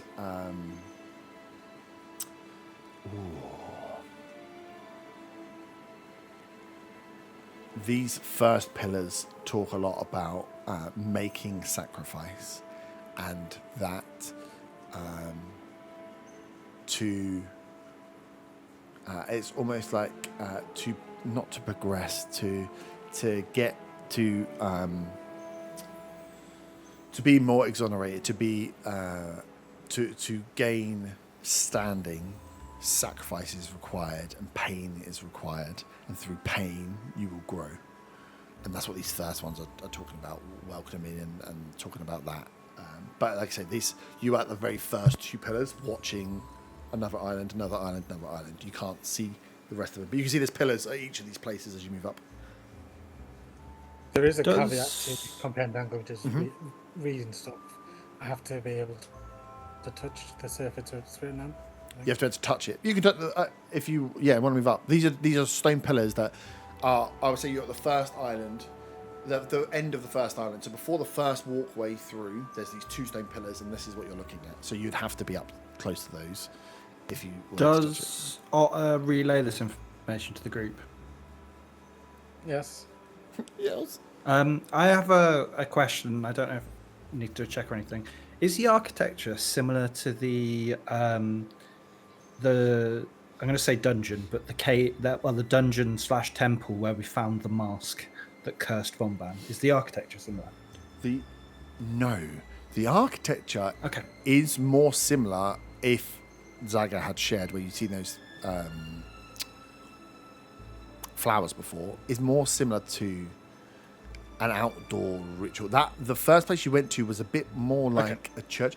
In fact, seeing it and seeing the two now, you might they're a little bit jarring, Arta, and you might think that first one was maybe converted to, not built in aid of.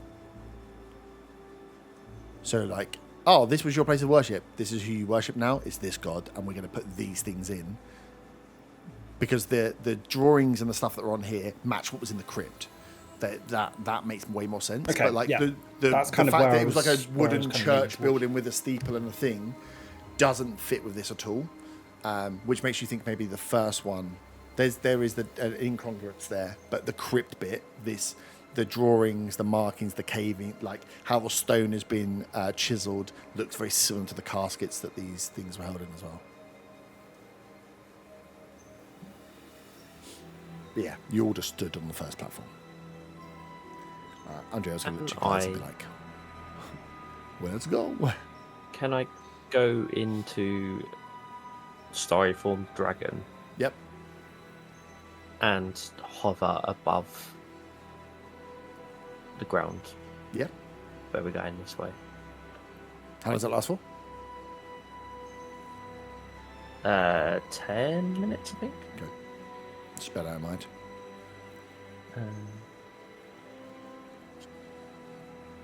Styrofoam one is 10 minutes, yeah. Yeah, Andrea's going to look back at you guys, not doing anything, and just be like, there's nothing has come. We need to get closer if we want to get answers. And she's going to start walking forward. Can I insight her to see if she's Yeah. trying to lure us in here for malicious means? Yeah. Ugh, that'd be 9. She's either trying to lure you in or she thinks you're pussies. But you see, she's not like running in. She's just, you are at the first. You're at the gates. These 2 pillars. You can see pillars, and you can see this grander stone structure. She's just like, being here. We're gonna have to do something at some point, right? So she's looking at you guys who've said stop. Let's do some stuff. You've done sweet F all. So she's like, well, I'm gonna start walking. Like, we can't just sit here forever. So she's gonna start walking. Zaga sees Bonbon hovering and thinks I can do better than that. Yeah. And he'll fly on horse 50 foot above the ground Yep. and just keep an eye out around the surroundings with his incredible perception. He's got such good perception. Yeah, give me a perception check. 6. Got such a great look at. So, yeah. Andrew's like, come on, let's go. And Zaka flies up in the air 50 foot away. Yeah, she's going to start walking down. And she walks, to the next platform's quite large. There's a larger stone statue that stood on this platform, which has got its back to you as you're looking at it. And she kind of walks around and has a look at the front of it. Kind of looks back at you guys, turns, and carries on to the next island. Passes by the next 2 and is on the next island here, where she looks around. There's a few sets of statues and stuff knocking about. Can I ask her if these things and these writings mean anything to her? You can shout it. She's 50 foot away from you now. I'll follow her in. Actually, I will hover alongside. I will hover. I'll hover over the second island, not go all the way. Yeah. As you ask if she means, she's like, no, these seem to be from a. Well, I've never seen this before. I've never seen these or heard of these people. Definitely not in Ashling. These serpent people. These God. It must be depictions of a god that no longer is. She's like, it's crazy that it's just been here that long. And she like looks up again, and you can see these larger statues on this island. There's another statue. The statue is probably quite close to giant size, but again, the build is not of a giant. The build is of a looks like a humanoid. Some of them have humanoid. No, they have like humanoid skulls, but like serpent masks on, or faces. The masks look a little bit similar to the masks that was in the cave. As you look at them, like they're covering their face, and then as they go down to their base, it's very ambiguous. So they've got legs or like a wrapped coiled tail. You can't quite make out, but they all look slightly different. But they're all facing this central altar. So as you're meandering left and right through these islands, you're onto like the second island. the stone statues aren't facing out. The stone statues are facing this central point. As you get to this next island, you can see now that there is stone steps, a stone platform, and what looks to be like a stone fountain, maybe, that is encaved in kind of like a semicircle of stone. All of it is overgrown. There's trees growing off it, there's vines growing off it, but these vines again are of these bright pinks and purples. You see, I will say, with your passives when you get to this island as well, in the water, there are these two huge bulbous like plants floating up. They are wrapped up. They look like they're wrapped up. They look like they could bud out into like flowers maybe, but they are maybe 3 or 4 foot across and 7 or 8 foot tall, and they are sunk into, they are like growing out of the water that is here. And again, the tips that you can see show a similar gold and pink and red to them. They have a green. The outside of them has green, like the back of petals have green, but the inside you can see there's this bright, vibrant pinks and almost like golds that are held within them, and they just sit in the water, kind of either side of where this altar is. Do they Zach look will similar fly to over the flowers in the cave? Did I what, sorry? You know, they look similar to the flowers that came out in the cave. Was it the caves and the Is that Underdark? the mushroom cave? No, they look. These ones I With don't our think eating you've horses, seen- you mean? Yeah, yum. I don't think you've seen anything like this before. They look like huge plants,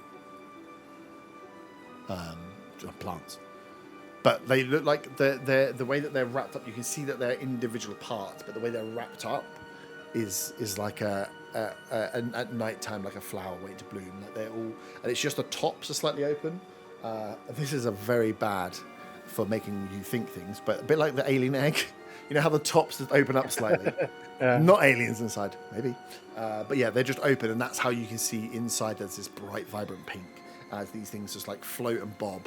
They're not really moving, but you can see that they are in the water. Are there any It- insects? it- out there as well? Sorry. Did it- Sorry. Are there any insects that, like buzzing around them or anything? Yeah, there's a few. I suppose actually, yeah, it's a bit swampy here. There'll be flies and insects buzzing about, normal amount that you'd expect. You see them land and eat off the inside, none on the back or on the front, on the top, eat out the inside and zzz. So I go from above. Sorry, Weaver. No, I was just going to fly over to the central platform where everything's looking at Yep. on course. Yeah. Cool. I'll fly above it. Yeah, I'll stay about 50 foot above it. Cool. What do you want to know? I want to examine it from the air. Okay. What You am I are looking at below 50 foot away. So you're going to have the perception check. To investigate, you need to be closer. To investigate from 50 foot is a bit of a stretch. It's like, I could send John in if you communicate it. Yeah, I'll do perception, it's fine. Is this central or significantly bigger than the others? the island, not significantly bigger. You can see it's the focal point, but it doesn't seem to go anywhere behind it. It seems like it's this.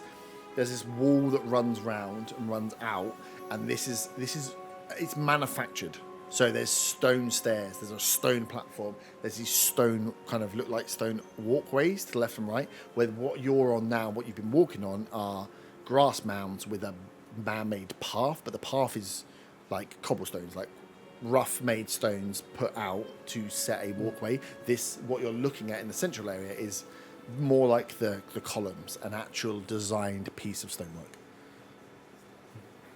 It was 15 for perception. 15.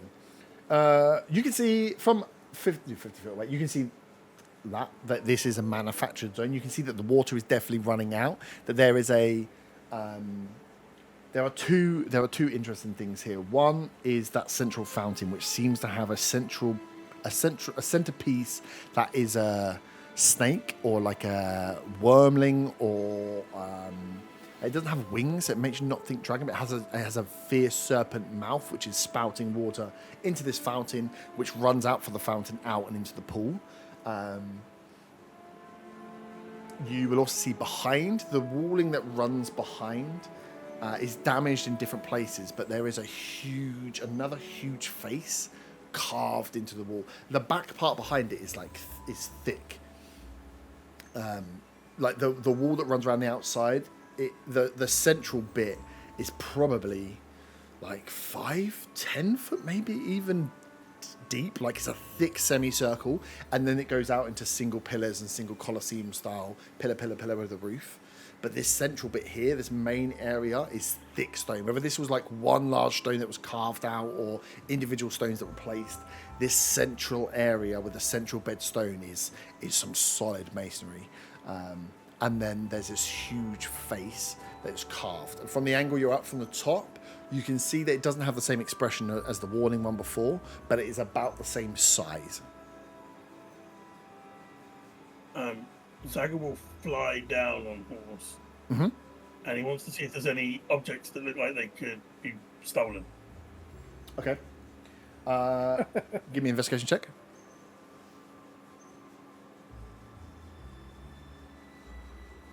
Yeah, I'm in the dark. What does that say? It's a 9, and that's plus 13, 22. 22. Do you look around?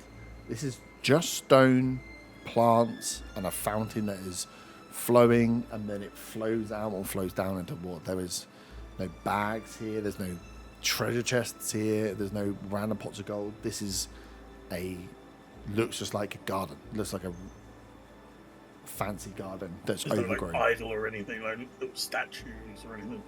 Bar the central one, but that's way too big. It's like a stone freaking serpent that is. And what does the face look like from down here? Now you're down. The face appears to have, again, like a mask on it, a serpent-like mask on front that matches the serpent on the fountain. The fountain itself looks more like a being, more like a snake with this snarling face that is spouting water. But the behind it, that face looks to be like very similar to the mask that you pulled off, slightly more serpent in its features.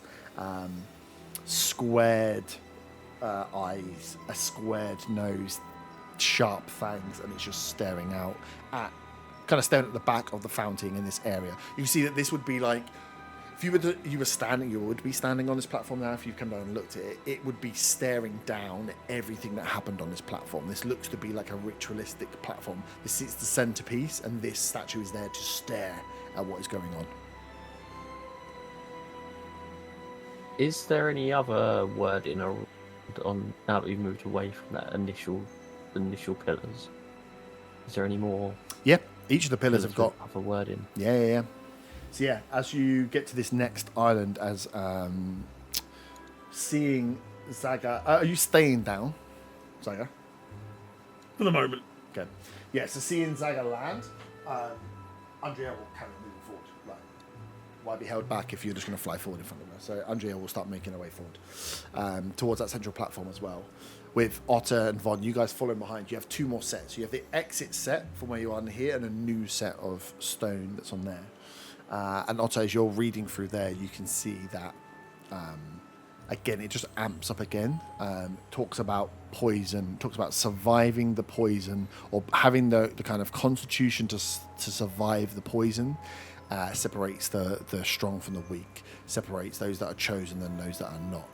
And as you go forward and get through, you get the feeling that like this isn't so much a peaceful site as, again, another weird ritual site. Looks to be on some of the drawings here that they are showing venom, they're showing fangs, and they're showing people being bitten.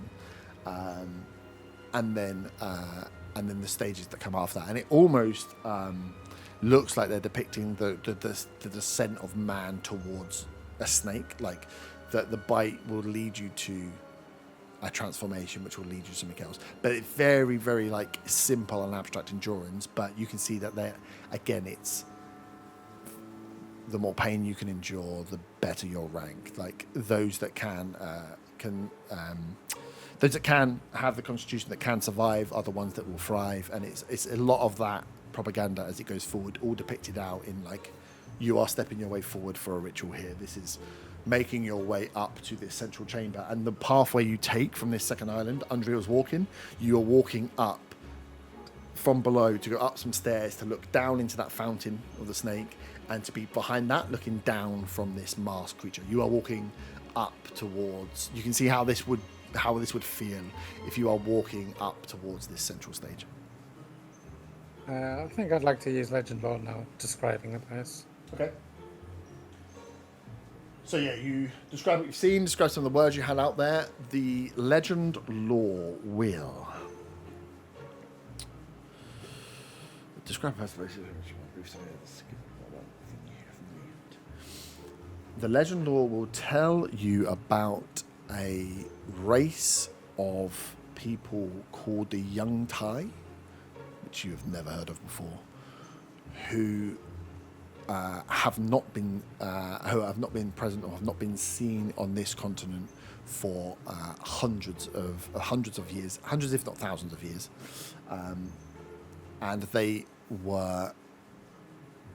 worshipped a god of pain, and were known, and they were known to practice ritual sacrificing and the use of poison and snake venom in an effort to please their god, to gain these like transformations. That's the first way that they found a weird way of like splicing humans and snakes by their god, and they, for that, as a kind of like thanks back to the god, that's how they praised to them, by poisoning people with snakes, and they either survived or they died, and they turned into they either turned into some form of had some form of snake blood, but they as a species, you've never heard of it before,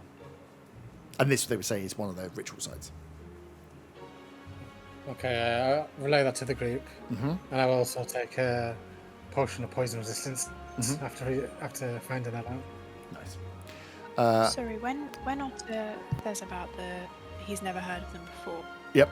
is that just from him rolling? Can we roll and see if we've ever heard of anything? If or is he that just a explains, general if he thing? explains to you, Won't know. yeah. If Otto explains what he was heard from Legend Lore, then yeah. Are you, Faywin and Arta? Arta was taking the longest piece in the world. Are you two following up behind as well? Oh yeah, following up behind, and mentioning of the poison, I'm just gonna shuffle my belt. I'm ready. I rolled a 27 for history based on what he told 27? us about the snaky things. Yeah. 27. You don't. There may be maybe an odd story that you would have maybe heard about some like snake people, but this, you're talking about the same way that you'd be like the Egyptians had dog people, right? They had they depicted people with dog for heads, but you never thought that they were actually snake people. So yeah, there's like some real abstract pictures or like ruins that had been found and depicted somewhere, definitely not on Ashlyn. But yeah, you never would have thought that they were real. It'd be a bit like going, oh, when the Egyptians meant that the Sphinx was like a cat with a human body, there was a fucking cat with a human body. It's that kind of thing. It's like, I thought it was just symbolism, but no, what Archer is telling you is that there were a race of half snake, half human people. I'll let everyone know that. Can I be one in the next campaign? A young Thai? Depends. They don't exist. Yeah, you guys are all on this second island. You can see that there's another statue here. You can look out and see that there's another statue off to the far side, and you can see that these floating bulbs as well. All 5 of you now can see that these floating flowers, we'll call them flowers, are there in the water. As again, this scene seems quite peaceful and serene. As Andrea makes her way up to that main area where you are, Zaga, on horse. As she gets up in front of the statue of this fountain that's spraying down, she kind of looks at you and she's like, this is crazy.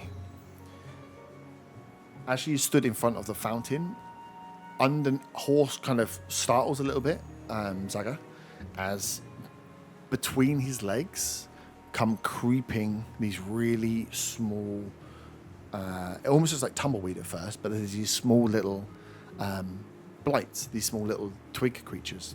You've seen things like this before. You saw them aeons ago. These little animated, tiny, 2 foot high twigs just start creeping out and moving towards. They run from the underneath, so they're kind of coming out from the cracks in the walls, from behind this thick area of wall, bit like spiders almost, and just creep, running round. So they move round the sides of the fountain, and then just start holding on to Undriel. They start holding their arms and holding their legs. Real life barkskin. Zaga's gonna. They look like barkskin, you say? I'm saying it's a new version of barkskin. Twig Bit people. like that, as Horse kind of startles and takes a couple of steps back because these things crept up silently and just went through his leg, no regard for Horse being there, went between his legs. And he's like, whoa, steps back as she's staring there looks down, and they just, 1 or 2 just hold her leg, 1 or 2 hold her arm, and then they start climbing up and around her. Does it seem like she's under attack? Is she in pain? No, she's kind of just looking at you, a bit bewildered, and looking back as these things kind of just 2 or 3 grab her legs, 2 or 3 grab her arms, 1 or 2 grab up around her back and climb up. But she's just kind of standing still for now as they're not moving. Zaga will command Horse to fly up 20 feet. Yep. And do I want to do anything else right now? No, I'm going to see what happens to Undriel. What I'm going to do, because I haven't used one of these in ages, is I'm going to use one of these wild wooden tokens. Okay. It says I have to speak a command word, but I have no idea what the command word. Probably nipples. I think It's everything else is command word, isn't it? same as the tankard, isn't it? And the stone. Oh, that's weird, because the effect is Stone you nipples. fall and die. Crazy. Can't believe you said nipples. How did you guess Roll a that was the D6. word? Yeah. That is a 1. Your skin takes on the appearance of wood, and you have a +2 bonus to AC for an hour. Nice. All right. Not bad. You also Barkskin. see him moving up as he Yeah, looks I like have just got Barskin. barkskin. Nice. So yeah, as you stand back and see Undriel kind of looks up at you, she cannot turn around to face the rest of you that are behind. She is. You can see that these, and it's only as you guys, you don't see it first. Only when you see Horse kind of stagger and then Zaga shoot up that you notice that Undriel's legs look twice as large as these things are just gripping onto her hands, and she is kind of stuck looking forward at this statue.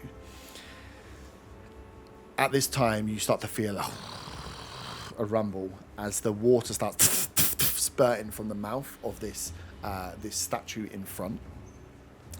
The ground out and around. Let's put Andrea where she is and get Zaga off the board.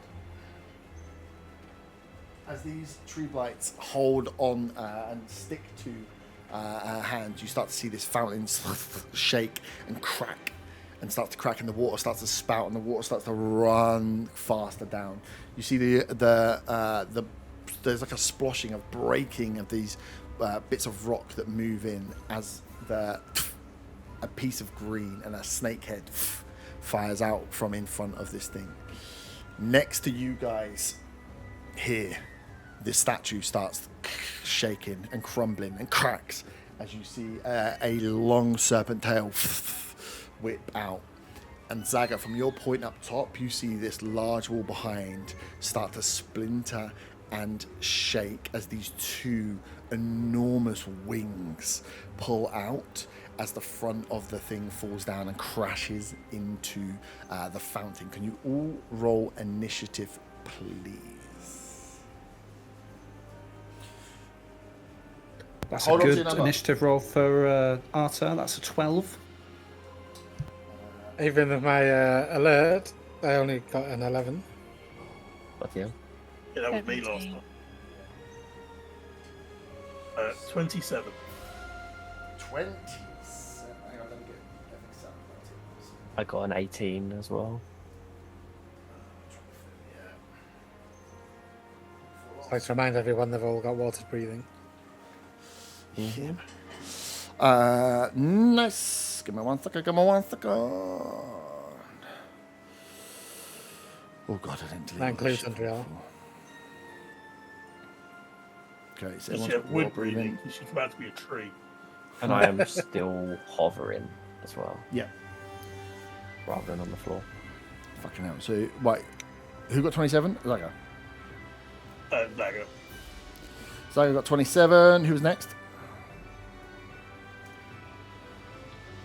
I got 18. Yep. 17. Ooh.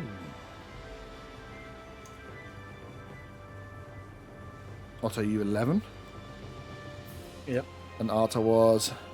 I got 12. I beat Otter and he's got alert I or know. something. That is great, actually. Yep. That is I rolled a wild. 4. That is wild. Nice. I was fixing Discord, wasn't I? So I forgot to get all this up before. So apologies. As you see smashing and crashing out of these individual stone things. The first one breaks, the large one here, as this is replaced. Get off. By a 5-headed large snake. She dies. All these things are in the way. As this statue thing breaks past, these heads peer out, and these large snake's heads, a large snake body holding and pulling out from there a staff which has the these bright pinks running off it. The statues next to you here smash and crack as, again, a serpent tail, these creatures with the mask over their face with these pink feathers that run down the sides and these large bows, but they have humanoid upper halves, as another statue cracks over here. And the last statue cracks on the far hand side. And then we shall hold for the last one, the front end. As this only Zaga behind, you can see that this wall is cracking and faint, and all you can see these two almost blood red, like these feathers that are building up behind, but the front of the wall hasn't fallen down yet. It will happen on their turn. So, you are all here, 4 of you. Andriel is here in front of this big serpent, and Zaga, you are 20 foot above. Zaga, you are first. Brilliant. Well, that big one with lots of heads looks like a problem, doesn't it? Nah. These are lizards. They are snakes. They're lizards. They look like these look like snake heads. It's a snake head with Okay. like a snake body. Yeah, I would say that looking at the one in front of you, that looks like a multi-headed snake, but it's big. They are large in size. So these things don't fuck around. I'm just thinking. The last time we met like a lizard was the lizard folk with what's her name in the other place like this, and he spoke Draconic.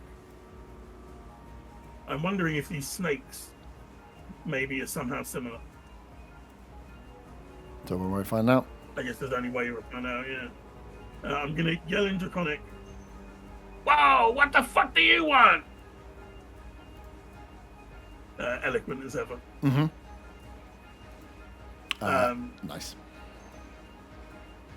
You don't get a response. And the wall that's falling down is behind this one with the heads. Yeah. It's like behind. It's that tree essentially. I'm gonna remove it in a second. True. But I think you And would I see can you can see the wings, so you would be able to target the wings, but you can't see what this thing is. All you can see is these wings that are like building up from where the. But it wings does fall. count as a creature I can see. Yeah, you don't know what it is, but you can see wings. So Well, let's go with Old Faithful, eh? Let's try casting slow, so that it will target the one with the heads and whatever's in that wall. okay, It's a 40-foot cube. Will it work on the little wooden things attacking Undriel as well? Potentially, yeah. If 40-foot cubes, I've made the squares smaller because this map is huge. So 5, 10, 40.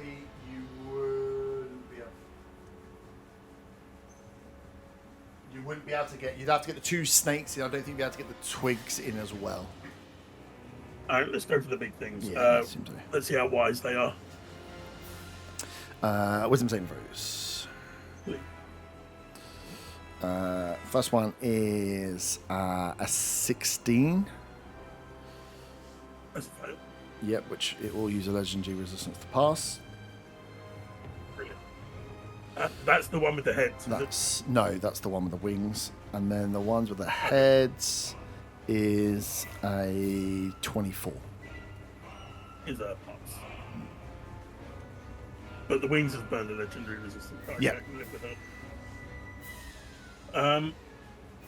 And obviously there's a big thing with wings coming, so I'm going to fly back behind the island that the other guys are on.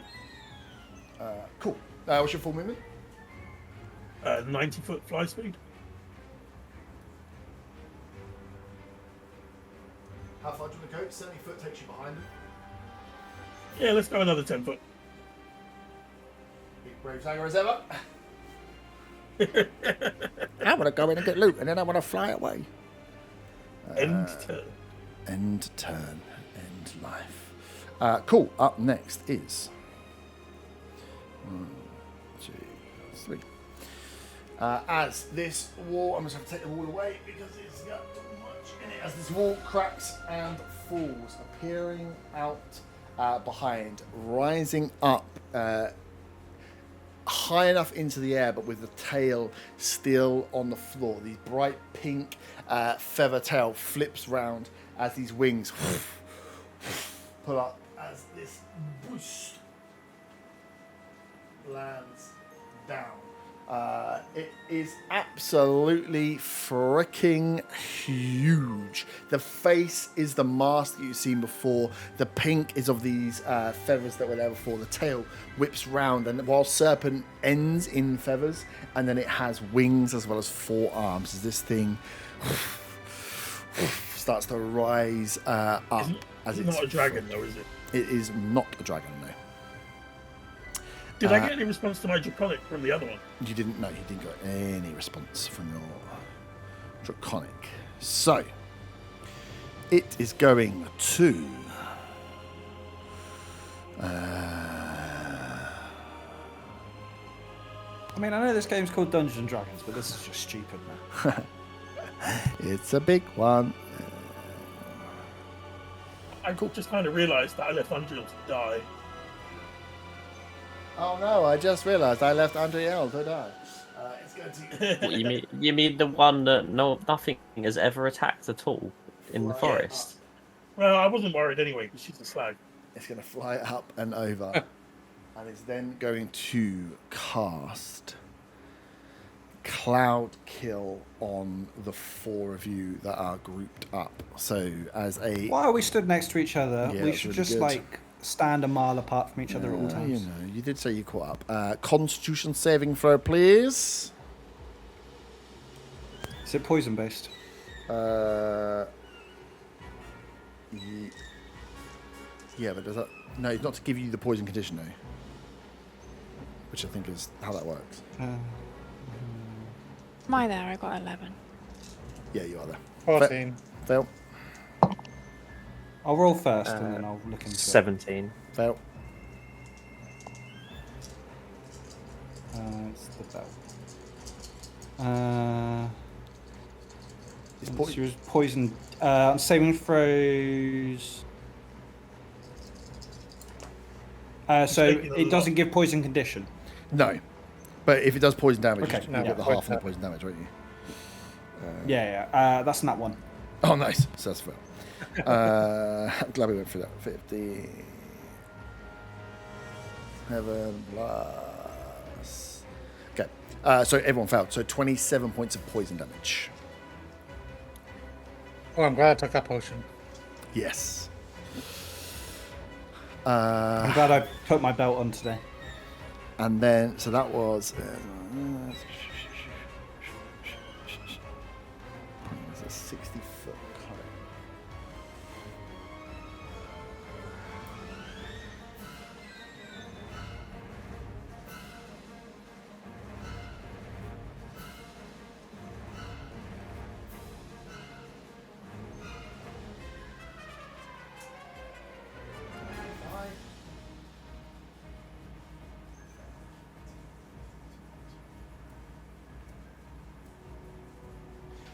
Hang on, I just need to work out how I can kill Zaga. Give me a second.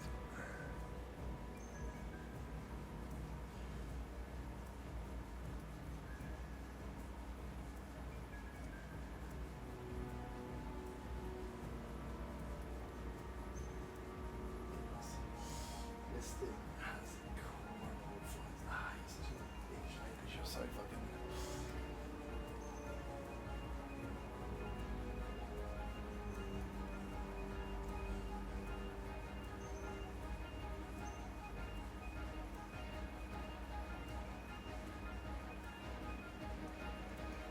What I've got to work out now is the geometry of a cone and whether how far back I need to be to go 60 foot on a cone. I think I'm going to get you either way.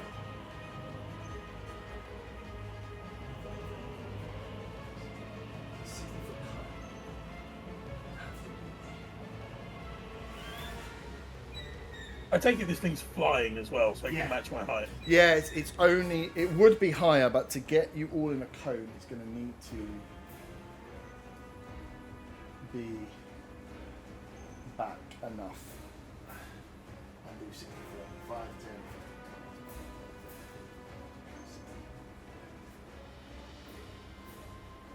Get out of the way, fuck. Okay. I'll move it back. It needs to be back 10 further foot. But yeah, it's going to sliver up and fly around, cast the cloud kill, and then dive forward for its attack. It's going to use a breath weapon, a lovely little breath weapon called the Flesh Melting Breath. Again, it's poisonous gas, so I need everyone to do con saving throws again.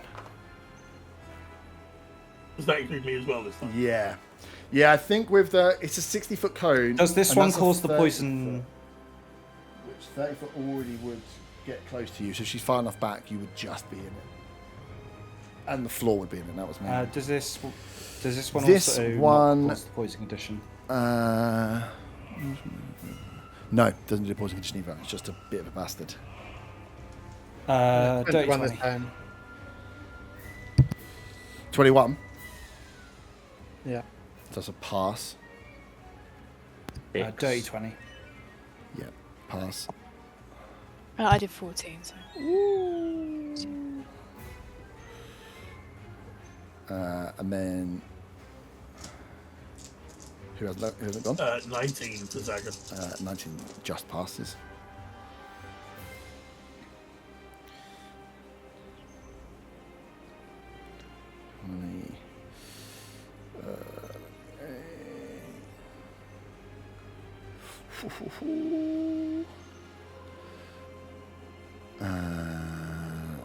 So it is a double whammy. So, first, you are hit with 33 points of poison damage. Halved if you passed. No, which was it's halved and halved. halved again. Yeah, it's halved and halved again. Was it 33, sorry? 33. I'm bloodied. I am also bloodied. Good to know. And then it follows up with the second part of the breath.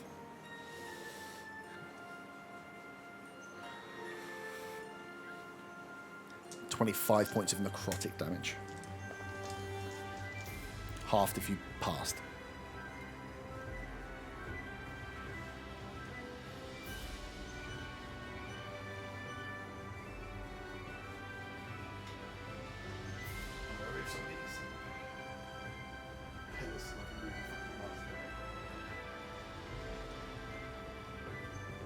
Am I going to just spend this entire fight healing people? You're the cleric.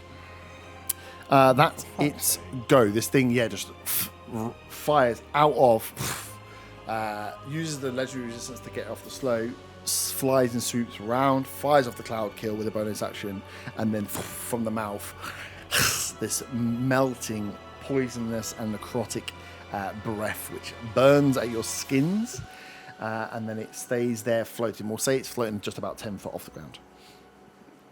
I know I've had my turn, but can I call out to the others? Yeah. I want to call out to them to stay where they are. Okay. Von, you're up. Whether or not they listen is up to them. Yeah.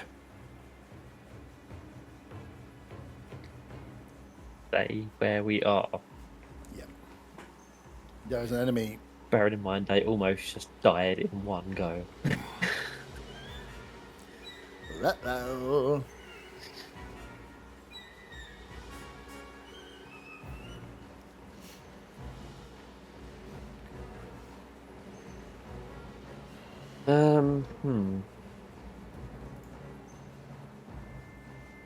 What the fuck do I do?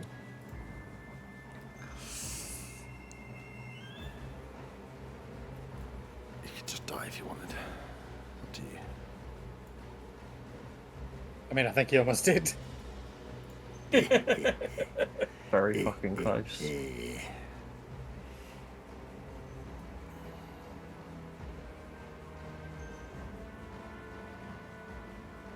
Hmm.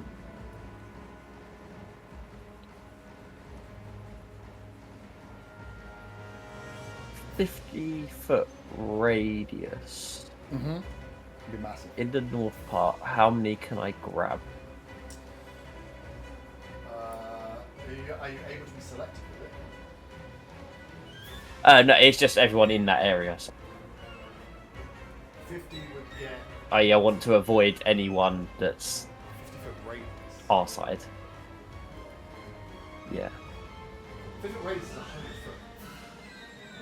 So you Yeah. get all of the top foot, 100 foot fine. So the full max 100 foot. So I guess can I get? I can't. I wouldn't be able to get it to miss Undrill, but get everything else up there, would I? You get everything in that top corner. Yeah, with 100 foot, but that includes Undrill. Undrill because they're next to each other. So yeah, if you put the circle on, it's a circle as well, so it makes it difficult. So to miss her, you'd have to miss the 5-headed snake dude.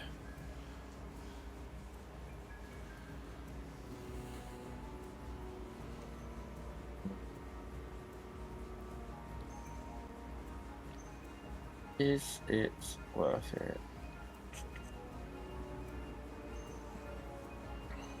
Fabian, you're next. Ah, fuck. Do it. I am.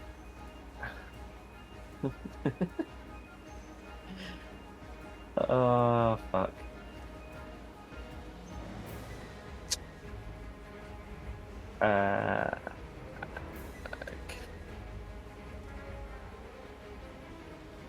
I'm gonna cast reverse gravity on those ones at the top. Okay. That big one's been flying, so that doesn't affect it. Yeah, I know, that's the thing. Oh, fuck. No, do you know what? I'm going to do a 7th level heal on Faywin, knowing that she's been massively hurt as well. Wow, why didn't you do it on yourself? So you get 80 health back. Well, thank you. Nice. And I will... It's like I said, do not move.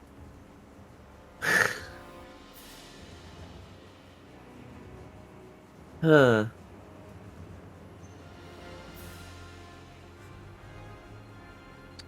I will... Oh, fuck, actually. Ah, shit, I should have said that beforehand. Go and make a move. Yeah, no, I'm just going to stay where I am then. I was going to... I forget that I can, at the start of my turn, change my starry form. I should have changed the fucking chalice beforehand. You Fuck. do. You do, Oh, well. but you get one. You get one Dooney over. If you, Can I do it? Is that yeah. right? Yeah. Okay. So then I wet the. I think it's 2d8 extra you get from the human spell. I'll put on myself, just to give myself something back. 2d8 plus 5.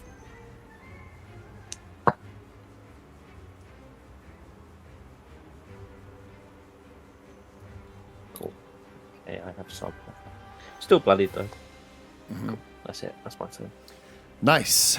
Faywin, you are up. It's going to use a legendary action before you go, though, to Sliver, which allows it to move up to its movement speed without provoking opportunity attacks. I'm going to take some of these pillars out of the way, but if you want to use them, just know they're still there. But for ease of movement, if you need to do, it's going to flow up to.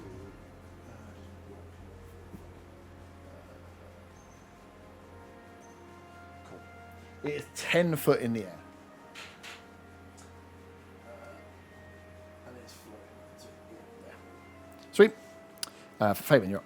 Is that 10 foot above us? or- 10 foot, it's not above you, Including it's my in height. front of you, but 10 foot up. So it's in melee height. Are we able to melee it or not? Have you got 10 foot reach? No, that's what I was trying to figure whether it's 10 foot off the ground. Yeah. You mean in our reach? Yeah, it's up. Our height as well. Or... It's up 10 foot. Yeah. So I'd say like I'm 6 foot, so the reach would be. But this is what I'm trying to just get. It's within its reach. Melee reach. But if you need 10 foot reach to hit it.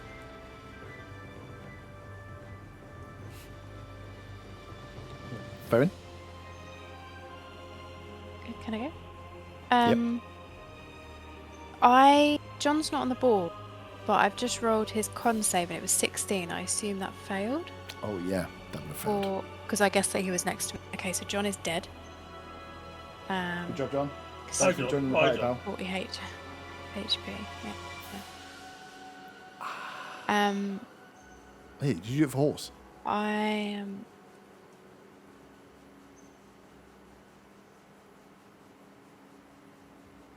Dagger? Sorry, what? Horse. Oh, for horse. No, I didn't. Oh, you're going to fall down. It was a con save, wasn't it? Yeah. What does he have? Good remembering, Fabian. Kill that pig. I mean, I know, I horse. was going to cheat, but I'm trying not to be. Try not to cheat. It's just flat D20, I think. So he's going to roll a fucking hell, a 19. 19 passes, so he takes, what was it, 33 and something else. So it's going to be like 30. We'll call it 33 and 25. Oh, is it 33 and 25? I can remember it. Which is 58, which is 29. 20. No, I think less. 28? 28. Oh, he's still got health. Okay. Cool. Fabian. Or John. I am going to Hunter's Mark, the big flying thing. Yep. And then I'm going to just attack it with my bow. Your bow. How far away is he? He's not within that ranged range. Yeah. He's like from you, like 15 foot away and 10 foot up, so like 20 foot away. Okay, cool. 18 to hit. 18 does not hit. Raven cries. And then goes for a 23 to hit. Yeah, hits. Okay. So that's 22 points of damage. Mm-hmm. And then an extra 4 for the Hunter's Hunter's Mark as Mark. well. Nice. And then I want to shout out, why can't we move? And that's it. Up next is the 5-headed dude. Oh, can I also shout, Andrea, are you okay, hon? Yeah. Oh, whoops. You slag.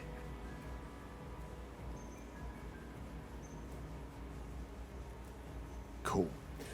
As you call out, Andriel can't move. Is looking up at this five-headed snake beast, who is going to slither down. Andriel is restrained by these dudes, and I just want to check because I can't remember what restrained does. I think that's the advantage one, right? Creature speed, attack was creature of advantage. Nice. This snake thing slithers down into like the pool of water as Andriel is stuck there as restrained, as all 5 heads are going to make bite attacks against her. Fine enough, the first one is absolute dog shit. Sorry, AC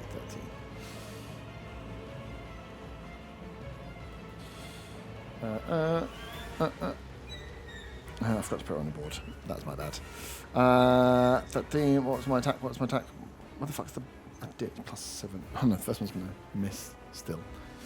God damn it, I rolled so shit. Second one's going to hit. Third one's going to hit. Fourth one's going to hit. And fifth one's going to hit. It's not a huge amount of damage. 1, 2, 3, 4, 5.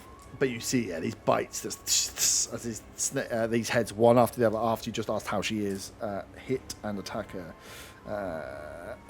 I'm do these one at a time. 4, 3, 2. And then, and the last, 1d6 poison. 3, 4, 5. Fucking hell, I need so many dice. -6. 1, 3, 2, 4. Andriel looks uber fucked. She almost drops straight away. That is that snake's job. Abomination 1 is up. That's the top of the board. They are going to make longbow attacks, but annoyingly, I've floated that fucker right in the way. How far can they move? 40 foot.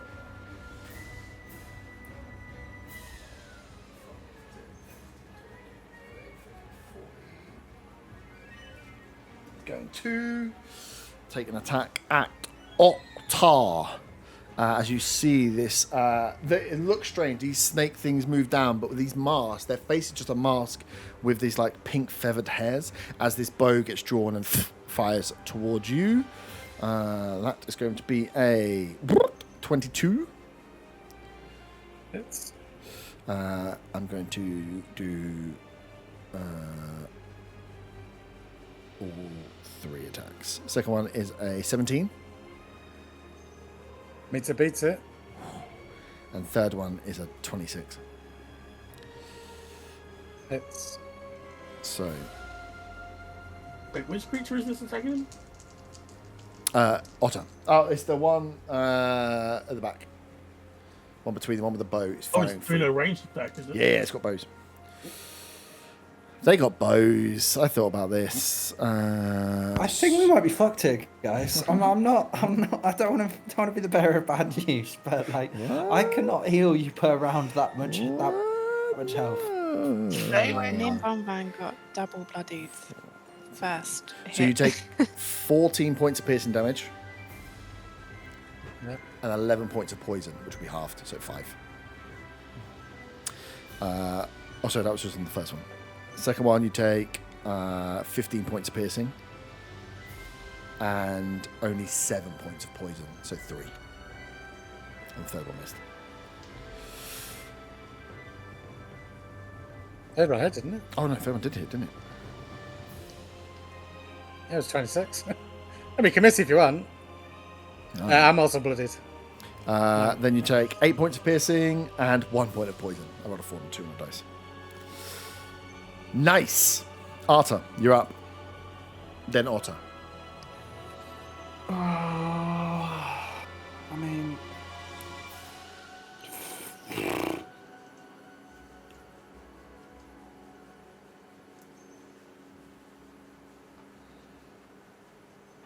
I mean, there's no point using heal because I can only do it twice, and everyone's hurt.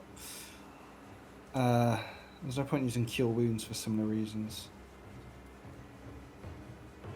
I'll mass healing word everyone at level 7, which won't do much. 17 points of healing everyone. Nice. Does that include horse?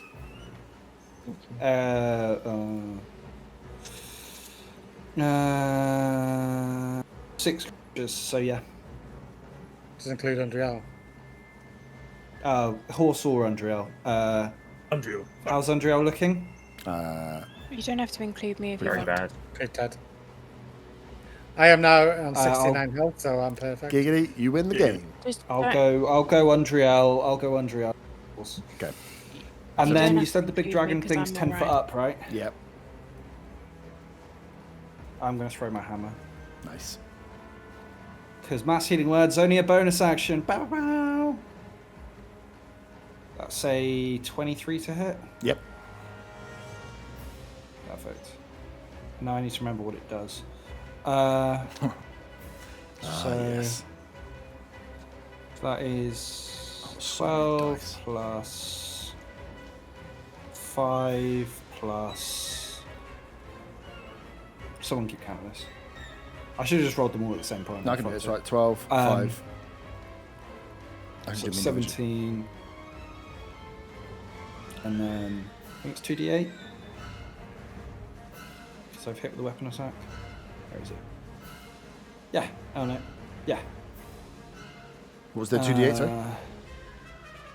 sorry? 6. So that is 23 Sorry, points in I'm not total. Nice. You, lightning damage, right? Well, thunder. What is it? Bludgeoning and thunder. Nice as the hammer, yeah. Fires in, hits this beast. It doesn't show that much motion, but does. It's just nice. Stemio? Apparently so. Zaga, if this kills us, I will haunt you forever. Otter. Could you point out where all the enemies are exactly? I can't tell what's Yeah. decoration and what empty. So you have one down here, Yeah, and then a flower. yeah. This big dude. And then flanked by him, there is one here, Thought that was a cat's asshole. one here, and then there's the 5-headed one on top. And how far away is Undriel from me?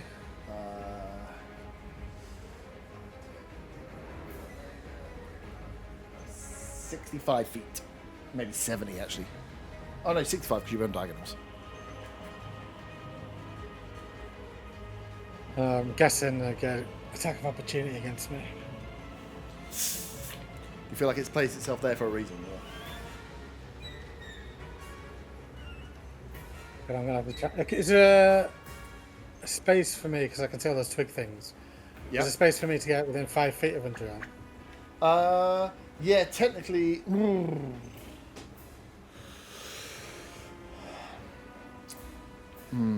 No. Because they're not actually occupying her space, they're just all around her, restraining her. So every square that surrounds Andriel has a twig in it. I just haven't done it very well. There's like 1, 2, 3, 4, 5. 1, 2, 3, 4, 5, yeah. Well, that buggers that plan then. Well, seems well likely to die. I might as well go out with style. Only is my bonus action to use my sonic leap Yep. to leap up onto the winged beast. Yeah. Okay. So I can do a fly speed of 60, so Yep. that'll allow me to get on top of it. You got fly speed. Why don't you just Well, fly but up that in can get me front on of top of the beast. the That's if what I'm you've got saying. fly speed of 60, Yeah. yeah, if you've got fly speed, you can go where you want. Mechanically, it doesn't Yeah, do so I'll much, fly on just- top of the beast. Yep. And I'll just make 2 attacks. Yeah, I was going to say. Yeah, as long as you've got fly speed, you can go wherever you want. Is it you actually have a fly speed or you have a jump speed, you land? The sonic leap says I have a fly speed of 60. I'll have to double check what's. I'm assuming How I long have does to it land last for? anyway. Okay. Because it's like 1 turn, so I'm assuming I'll have to jump. It's technically a jump. Yeah, I was working if you've got fly speed or if I carry you up into the air and drop you on your head, you're going to die. It's just Good to know before I play. Yeah, no, I can't hover or anything like that. Nice. Make your attacks. Not good. A dirty 20 and a 14. Dirty 20 hits, 14 does not. I'll add a psionic dice to this as well.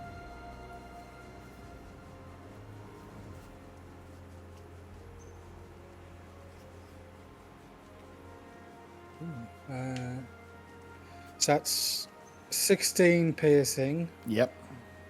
7 psychic, Yep. and if it can be, I can knock it prone. If it can be, with that psionic strike. It. Oh. Is it a roll to knock it prone? It's a strength save. Okay. 18. Yeah, it's flying, but there's no reason why if it's flying.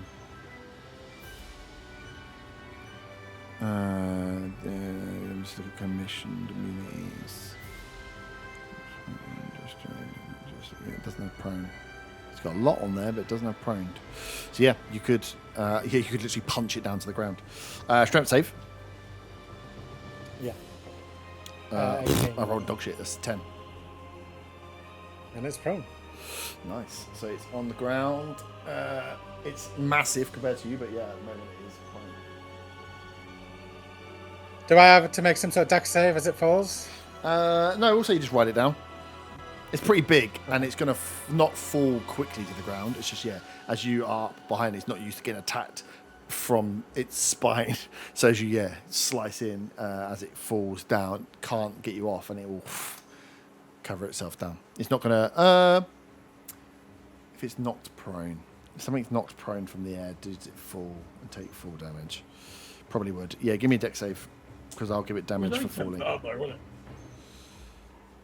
If I knocked you guys prone from the air, I'd want you to fall down and die. So it It's took 12. 9 points of bludgeoning. 12's enough. Just to write it down as it falls down, as you land. You are still stood on it, but it is prone on the floor, and it took full damage. Nice. Anything else? That's me done. That's me done. Up next is 2 more of the archer dudes. One is going to sliver out this way. I think it's going to slither out this way, and you are annoying in the air. I think Horse is going to take some attacks against him. 3 bow attacks. First one is... where's my bow boy? It's going to be... 25. Yeah, that hits. How much life does he have? Enough that I should roll all 3? 31. I think 2 would probably kill him. I just rolled a 19 on a die, so that's going to be like 26. So that's 2. So let me do the damage on these. No, it's not constrict. D12. So it takes, with the first attack, oh my god.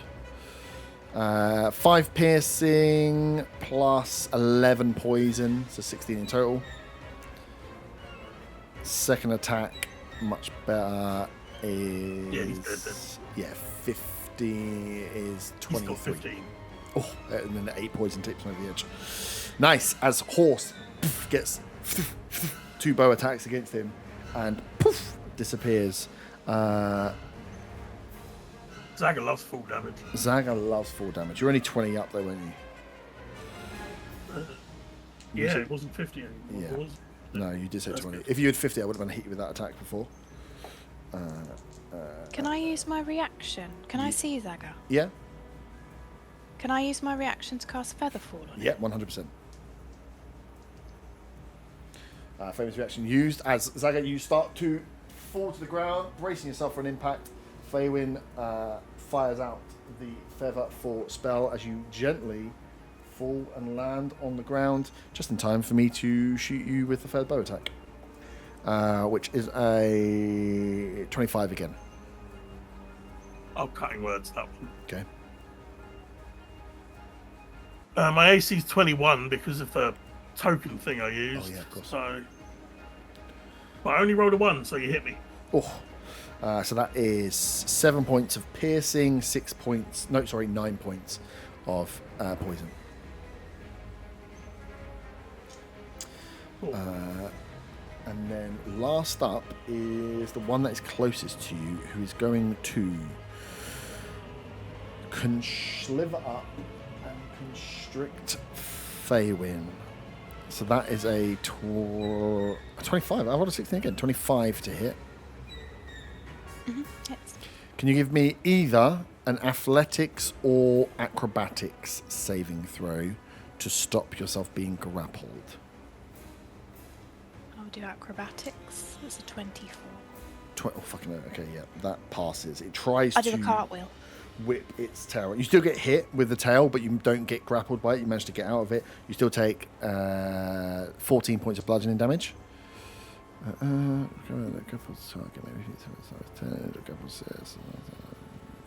Okay. Which is annoying. And then it's going to, for where it is position, it's going to spit poison at you and Von Van. Can you both give me wisdom saving throws, please? Who, sorry? Von Van and the two Elps. 21. Oh, 21's passed. 24. 24 is also a pass, so you're only going to take half damage, but I rolled quite well. It would have been 15, so it's 8 points of poison. If you have anything else that takes that, you can take it down again. That is his go. Undriel is up. She is going to try and... I'm bloodied again. Nice. Break out of the tree. And she smashes one of these twigs. But it's still 4 times restrained. I'm no longer bloody, by the way. Just remember. Go back round to the top. Okay, cool.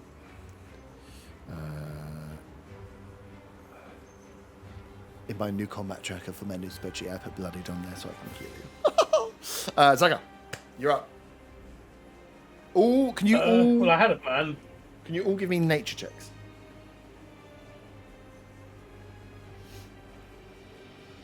Of course, I get a nat 20 on a nature check. Fuck my life. I got a dirty that one. 20. 26. I got a 15 minus 1, and that is a 14. 20. Tell us everything. What was Zaga's was in that one? Von, what was yours? Yeah. Dirty 20. 30, 20. Okay, cool. It's not your go yet. I got nat Zaga's 20. up first. You got nat 20 as well. We'll get to yours. I had a plan, Yep. but Otter moved. Yep. Did you oh, you went on And I top. haven't figured out what I'm going to do. Good job. Yeah, sacrifice your go if you want. I'm sure that won't go badly. I think it's all going badly. Sometimes. Hey, you want to be level 14. This is what happens. Well, the plan, if he hadn't moved, was get into the middle of the group and teleport everyone away. But since you need to be within 10 feet, The plan was running. work. Wait, so that's why you told us to stand still. Alpha, you could have just said that. I mean, I would have moved. Because now I'm stood next to 2 other people. Cryptic. Don't worry, you won't be after the next creature's turn. You'll be standing on your own.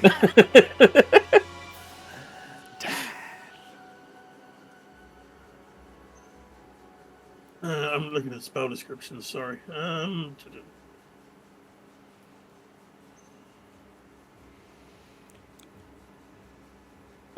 What's within 30 foot of the big thing? Are any of the little ones? yeah, both of them.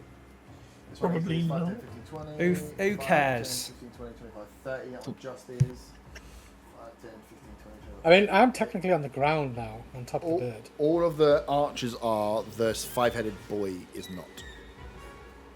Okay. Oh yeah, he's prone. Well, you're technically on top of him on the ground. So I'm just going to do chain lightning at the big boy, Yep. and that will also affect the 3 archers. Okay.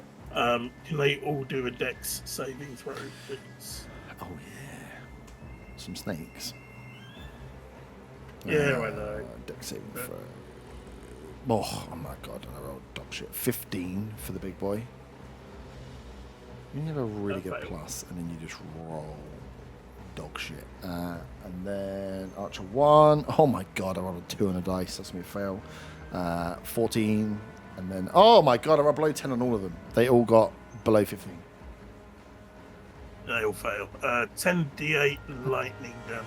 Plus 10d8, did you say? Yeah. You fucking die, you little rat. According to D&D Beyond, 53 points of lightning damage. 53 points of lightning damage. Holy guacamole. Okay, cool. 53. 53.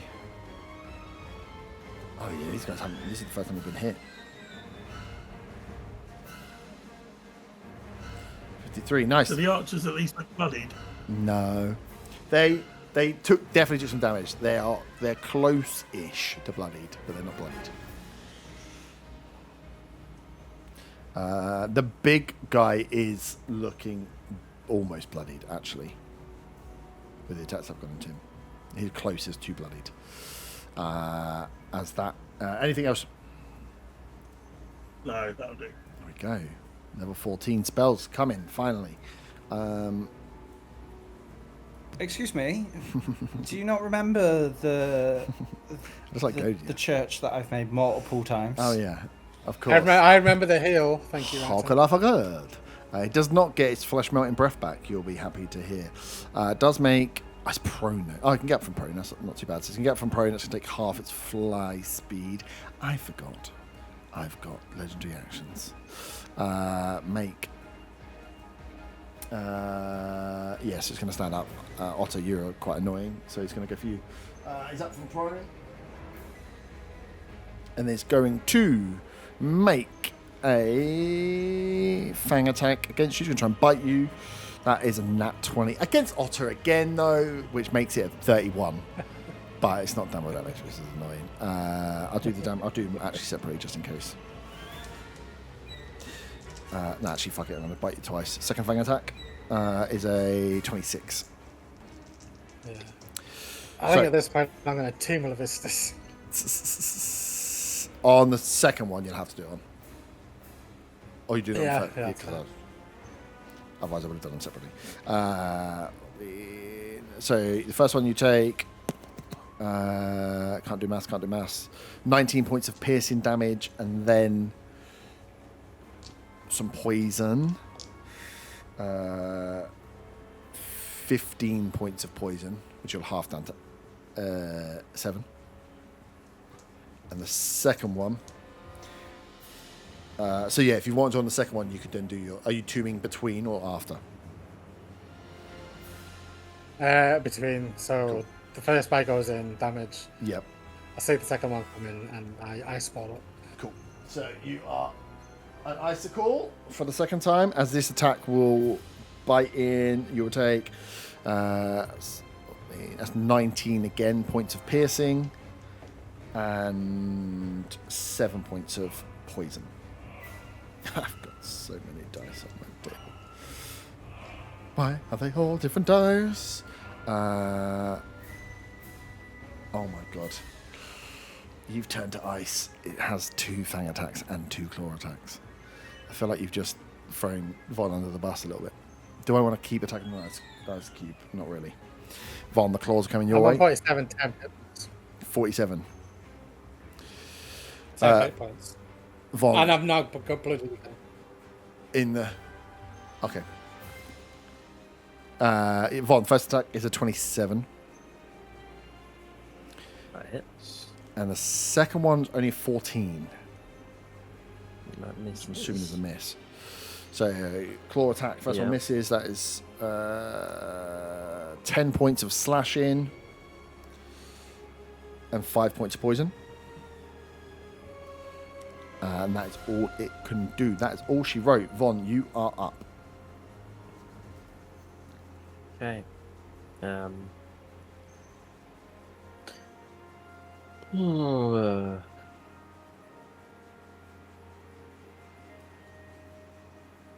With Ottar's tomb thing, Yep. if I was to do something to Otter, would that? Actually, first of all, can I get within? We can't get within of everyone, can I? If I was to include Undriel, how many people can I get within 30 feet of me? No, Undriel is miles away. From you, 5, 10, 15, 20, 30. Undriel's about 70 foot away. You can get everyone else within So I 30 couldn't foot. get her within 30 foot even with maximum movement. You'll be able to get her and everyone. You're trying to get I everyone. won't be able to get her at all. No. Even a 30 foot range of me. No, 'cause if you I'm move 30 foot, you 70 should be away. 40 foot away. Okay. How is everyone looking? Not too bad. Nice cube. I've taken like nothing. You're looking fine. What are you panicking about? It's you and Otter that are the worst. Yeah, I know. I'm very fucked up. And I'm wondering whether this might somehow inadvertently work in our favour, depending on how smart these creatures are. They could be very smart. Fuck. It also wastes a possible powerful. Oh wait, backup. it's your turn. Your dirty 20. These Yes. are. You can see that these are monstrosities. The bigger one seems to be something else. That is the half people, half snake things clearly are some kind of monstrosity. The big thing you think is something more akin to a celestial, but all of them, regardless of what they are. Oh no, sorry, which puts them in a different bracket. Actually, sorry, the celestial one. The other ones though, as abominations, means that they are part snake, and you know snakes are cold-blooded, which means they don't like cold damage. Not that it's going to do extra damage, but cold damage as a snake is going to slow them down. Snakes do not do well in cold. What about my nat 20 here? With the nat 20, I was going to say, with the nat 20, it's not your go yet. I had my go before that. You didn't. My turn twice. Oh, no, that's No, it's not your go. That's a reaction. No, that's a reaction. No, yours was Yeah. a reaction. Yeah. Yeah.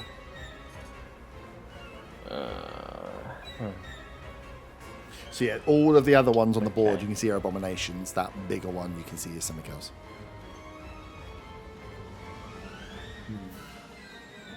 Does that change what I do? It might not, but that's what you.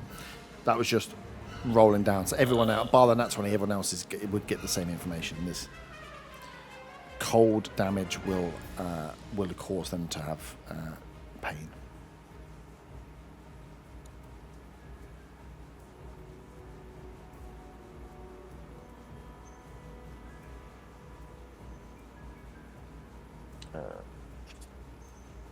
I want 20-foot radius.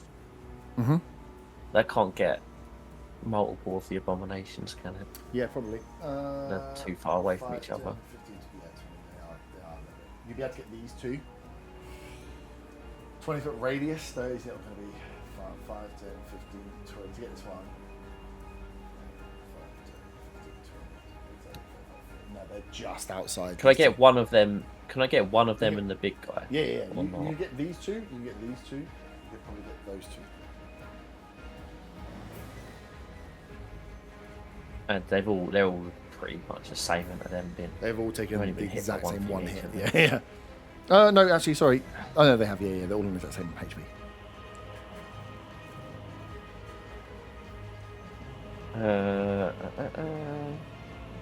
Right.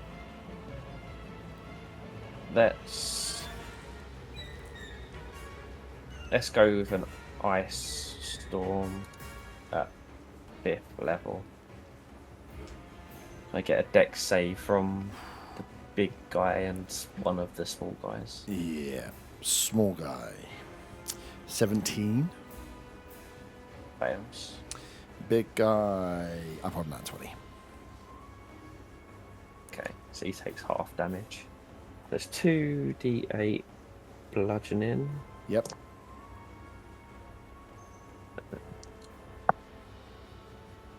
So that's 11 on the one that failed. So 5 on the other one. Mm-hmm. And then it's 4d8 cold. Wait, no, 4d6 cold. Even. 4d6 cold. Oh.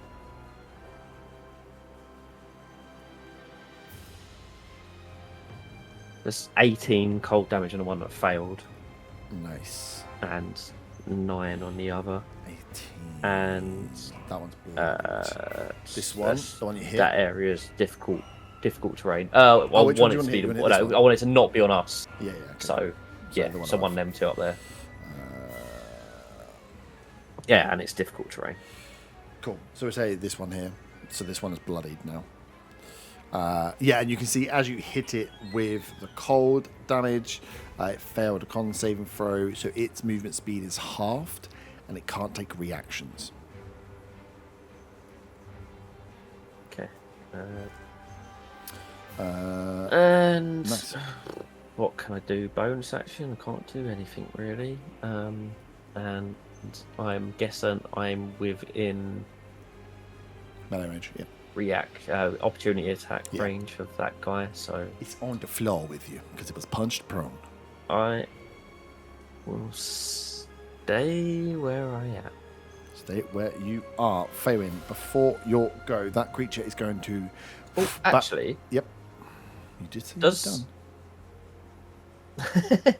Well, a spell that's cast from the scale thing I just got. Yep. Does that count as a spell cast in the same way that I can't do 2 spells in a turn? Okay. Yes, it does. It does now. In new rules, it wouldn't. But for now, it does. I just want to double check. Yeah. Cool. Yeah, it does for now. Right, I haven't thought about how that affects for new rules because it's a pain in the ass. Because essentially, any magical items that can cast spells are super useful in new rules. Because it's using a spell slot is the terminology, I think. But yes, okay, cool. It does work for these rules. Nice. Okay, so before you go, this creature, having been punch prone, going for the attacks, taking some damage, is going to flap its wings. It's now bloodied. The big creature as well. So can each creature within 15 I'm guessing I just roll off it at this point, would I? Yeah. Well, yeah, it attacked you, so it would have rolled you and then hit you with its. It tried to bite you, right? Twice. So. Yeah. You can stand if you want. 5, 10, 15, 5, 10. Oh, you're just out of the way. So it's only Von and Otter.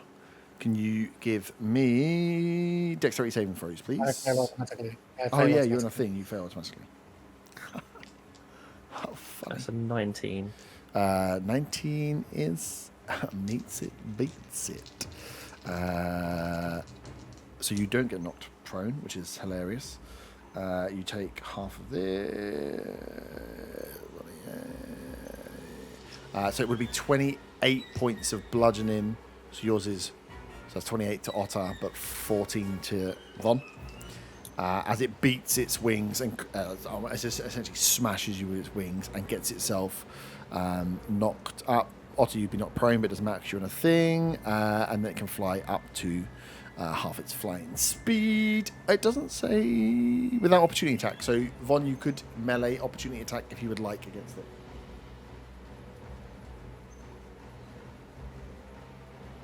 No? I don't even think have I got anything in my hand, weapon-wise. Cool. As it's flown. No, I don't have anything. There's no point with being an unarmed strike. No, it would have landed now. Okay. You can unarmed strike if you want. But yeah, it's going to land. So it's going to fly down and land behind. Maximum I can do is 1 damage. I don't know if it's really worth it. I don't know. I'll do it anyway, but I'll roll that one anyway. Oh, okay, you best. That's fine. Fabian, you're up. That was its legendary action. It used all of its legendary action points to do that when you attack and get away. Okay, cool. So there's 3 things still on Andriel, right? There are on Andriel. There are 3. Or to go down. I think it was 5 at the beginning, so there's 4. twigs holding her down. She's restrained. And then there's the 5-headed thing in front of her, and then the god thing behind her. Okay, so I'm gonna, on the things that are restraining her, I'm gonna cast Magic Missile. Okay. Okay. It's 120 foot. Yeah, I'm just so- working out if you can actually see them behind a large god. What does Magic Missile say? You know it can't miss. Each. Oh yeah, that you can see within range. They So can I not see now that he's floated down there? I would say not. This is a huge creature, and they are small. I think they would have behind him. They would have cover. That's really upsetting. 'cause Yeah, and I did say it landed on the is that floor what I as was well. gonna do? No, I know.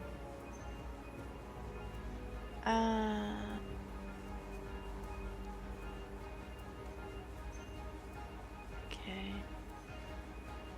I'm gonna throw an ice knife out then. Okay. Towards where he's just gone, but I want it to land so it's not gonna hit Andriel within 5 foot. The ice knife won't So affect she the has to big one. dex It's only save. affecting the small ones. The ice Yeah, thing. that's fine. Okay. There's small ones near him though, right? There's a small one near him, yeah. But ice knife thing you have to throw at someone. Yeah, but I Yeah. want to throw it at one and then hit the other one. It's within Okay. 60 foot, so I don't know if they're close enough, the ones at the top. Yep. So you throw it. No, the effect is if someone's within 5 foot of it. The blast afterwards. The range is probably 60 foot. Yeah, I know, that's what I mean. They're so not. he's within 5 foot of the other one at the No, top. the two that they're not stood next to each other. Fuck me. Okay, I'm just going to attack the big one then. Okay. Just going to hit him with my bow. I think you mean you're going to try and hit me with your bow. Well, yeah, because I rolled a nat one first time. There we so go. that's fucked. And then I rolled a 19 the second one. 19 doesn't hit. Big guy. Yeah, so that's it. Do I get anything else with my 26 roll? Or was that just for the snakes not liking cold? Just for the snakes. It was just for the cold. It was just who rolled highest first to get the information earlier. Okay. Okay. Ooh, what am I gonna do? None of you are really close enough to actually be a threat. I wish these guys could speak so I could mock you for your ineffectiveness. Do they have ears? I speak a language, so they should have ears. It's really annoying because this 5-headed dude's got dissonant whispers as well, and I'm definitely going to use it.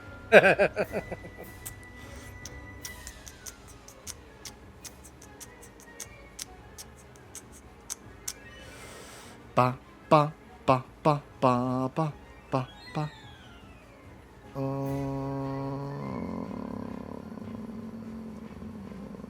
Okay. It is going to use. Doesn't really need to use anything.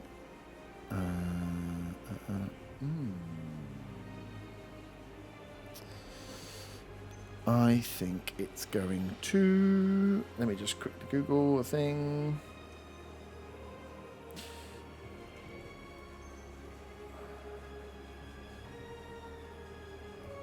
It's got a really weird spell that I've never seen before.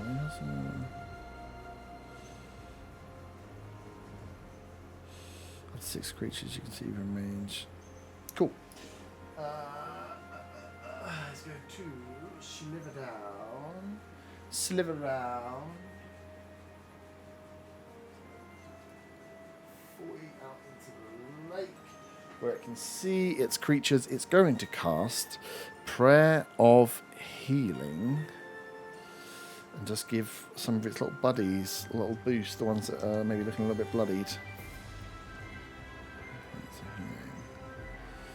It's up to 6 creatures. Crazy good spell. 1, 2. Oh, if it's bold tables.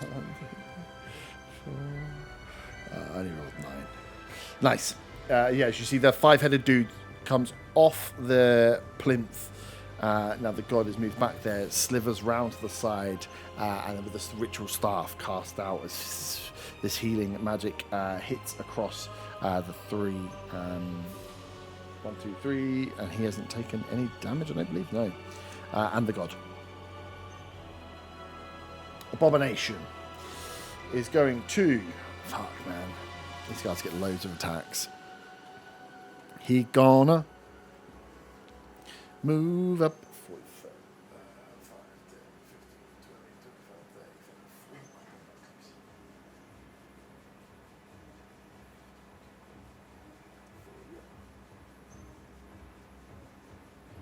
What happens when you're ice? It's takes. difficult terrain. The ice storm is. Oh, okay. Sorry, I thought about my ice. It was, yeah. I was about your ice because I was going to get close to you, constrict you, so when you come back, I've got you held.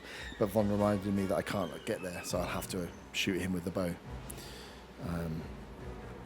Which is unfortunate for Von because I get 3 bow attacks. Yeah. First one is. Well, I mean, I'm definitely going down no matter what. Unless 19? you miss every single one. So. Do you know what? How far away from me is he? 20 foot. Can I cosmic open? Yeah, Hope just. He gets 3 bow attacks. Yeah, I know. Take 3 off it, So 60. so that misses. Misses. I think I used my reaction already, didn't I? Second one, I only rolled a 4 on a dice. That's 11. And third one is a 26. Yeah. Cool. 5 piercing damage and 10 poison. Just about still up. Arta, you're up. Well, I was gonna do some cool damage shit, but I can't. So, There's. well, I can, but Yeah. fuck's sakes. Heal 71. Woohoo! Thank Cleric! Thank you. So fucking boring. You picked the cleric for that. And yeah, but I didn't want to do healing. And what I'm gonna do after Zaga's stupid idea, I'm gonna go stand next to him. Nice. Hey there, buddy. Otter. Having fun back here, Zaga? Yeah, it's lovely. The nat 20 for the this thing. Yes.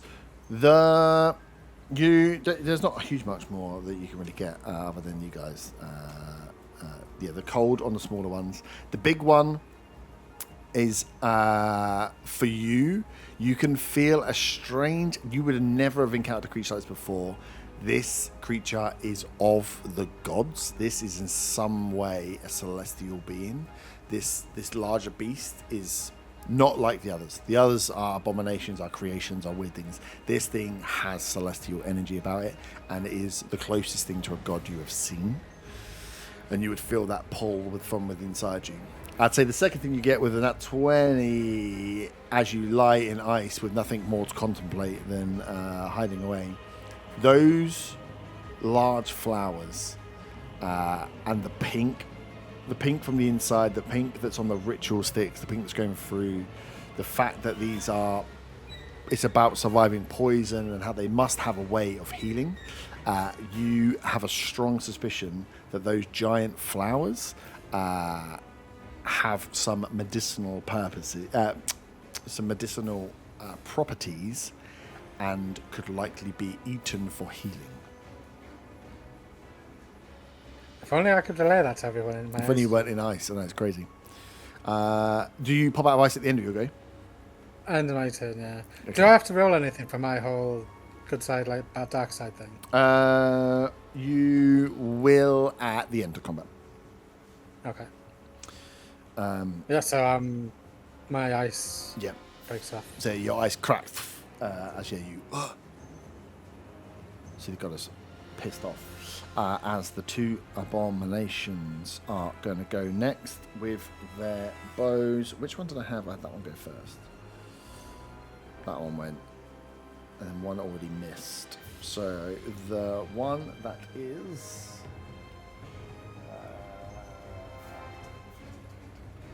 Cool. It's going to sliver over. It's going to try and constrict Arta. That one is. does that one have half speed for the ice attack on it, Oh, it does have half speed of the ice attack. You're gonna make me shoot another person. which I know means I get shot again, but you know. I can shoot Arthur instead. There's two of them And going. Art unwillingly shielding Zaga there. He's like, oh, I'm so slow because I'm a... he's going to fire the bow at Arta. Arta, as this one goes to sliver towards you, you realise it's moving a little slower than before, as it's going to fire 3 bows. The first one is a 10, that's going to miss. The second one's an 18, Meets it, beats it. and the third one is a 16. Miss. That's a miss, right? Yeah. So 9 piercing, and then it would have been 12 poison, but you half it to 6. I have 3/4 health. Nice. Wait, how many attacks Actually, did I I have roll? more than 3/4 health. Huh? Did I roll all 3 attacks? I've just absolutely lost my Yeah, my you mind. did. Oh, yeah, I you hit missed. me with 1. Yeah. Cool, that's that one. The other abomination is going to try and constrict Faywin again. That is a 22 to hit. Yep. Give me the dexterity saving throw or the whatever I asked you for last time, acrobatics.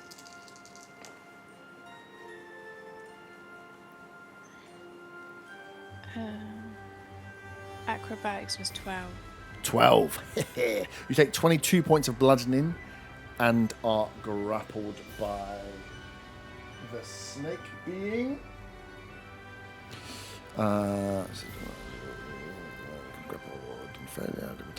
You can repeat the same phrase at the start of its turn. Oh, okay, your turn. That's annoying.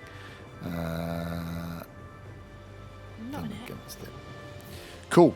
And then it's going to do the same thing again. Spit venom, but this time spit it at Von and Otter, who has just reappeared. So if you can give me wisdom saving throws, please. 22. Pass. Is that wisdom? Yep. 18. 24. Yeah, fine. So it would have been 11, only 5 points of poison damage. And then half again. Yep. For me. It's so weird that that's a wisdom saving throw to avoid something spitting at you. Yeah, I know. It's because it's... I don't know why it is. I don't question the stat block. You'd think it'd be Dex, wouldn't you? Yeah. To avoid normally being is. hurt. No, because it's... I don't know. Fuck no. Sometimes they pick weird ones. Zaga. Back around to the top. You are up. These 3 are honing in on your position. Faywin is wrapped in the coils of this one. The guy here is slowed, but the cold would have worn off the end of his go. And this one here, the Serpent God, is gone back after Undriel. And the 5-headed dude is in sight, but the far side. How close are the 3 that are honing in on us to each other? From you. From each other. Each other.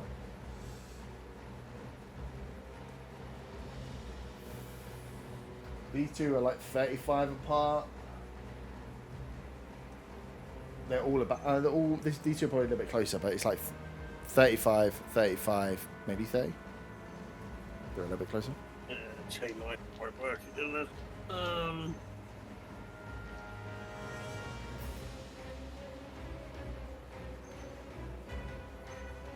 Playman's grappled, so let's leave that one alone. Any of them looking bloodied? This guy. This guy was bloodied and then got a little bit of healing. Let's just listen and whispers him then. And get him to fuck off a bit. Oh, he's got half movement, doesn't he? Or is that worn off? It wore now? off. It wears off at the end of its turn. So yeah, it's back to full. Let's try dissonant whispers then. Wisdom saving throw. Wisdom saving throw. Oh, yeah. Oh no, it's the wrong one. I was like, oh, this guy's got really good wisdom. That's a 9. A grand total of 11 psychic damage, but can he please run away? Cool. 5, 10, 15, 20, 30, 40. Cool. Oh no, what did I do with my bow?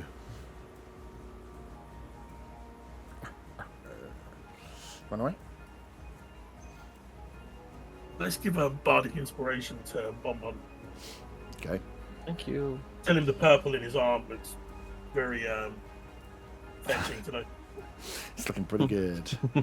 Serpent God is up next. They are going to grab Andriel No. and fly.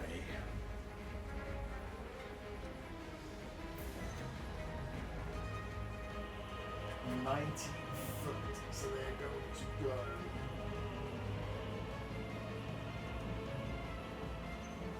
40. They're going to go 40 foot, no, 35 foot up, just in case, and then fly the rest of the way southbound, which is where you came from. So 5, 10, 15, 20, 30, 40, 45, 50. Cool. So I will leave a marker on overhead. Give me the small marker, motherfucker.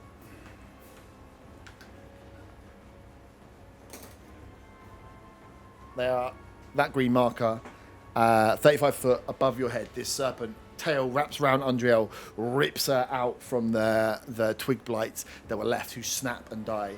And then with Andriel carried in the tail, just starts flying off, wings flapping, tail wrapped behind, and Andriel nuzzled in this beast. That was it. Yeah, that was its go. Sorry, and then I can use. Yeah, cool. Von, you're up. Okay. So I'm going to switch back into dragon form. I am going to. Right. Can I get in a 30-foot radius sphere from me? Yep. Get it so I can get the big guy and the other two little guys that are near now. Would I be able to get all three from a bit of height? Yeah, but height makes it a ball. Yeah, So they're I know. only 30 foot apart, which means you need them in the centre, and they're 30 foot up. So to get them all in, a sphere is not going to work. Can I get somewhere where I can get two of them then? Get that and the big one of them and the big guy. 35 foot up.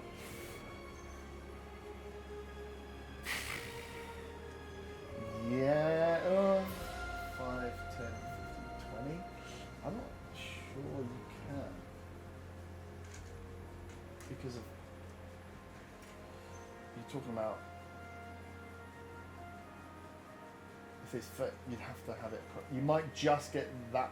You'd get maybe this one and the one that's Yeah, flying above. that's fine. As long as I've got the big guy and one of them, that's Yeah. fine. Okay. Try this and hopefully it works. Can I get an intelligence saving throw from both of them, please? Intelligence saving throw. Big dude rolled a 9. Little guy rolled much better. He rolled a 18. Okay, so the 9 fails, the 18 passes. I'm doing a psionic wave. And I will burn a legendary resistance to pass. Yeah, I thought so. Unfortunately, because that other effect would have been perfect for that. I don't know why he wants Okay, to stay, because he will fucking kill you. Huh? I said, I'm sure you guys want this guy to stay, because he will fucking kill you. Oh, I didn't roll for my breath. Oh, that would have been a good thing to do. That is. So, half on a. So it's 21 psychic, so half on a fail, so 10 psychic damage to both. Yep. And yeah, no other effect, unfortunately, because of the save. Nice. Anything else in your go? And I need to do my wisdom save on that.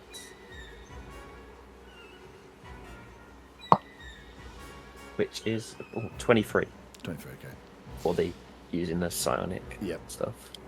At the end of your go, the Serpent God is going to use a legendary action to move up to its speed without provoking opportunity attacks. It moves another 90 foot. 5, 10, 15, 20, 25, 30, 40,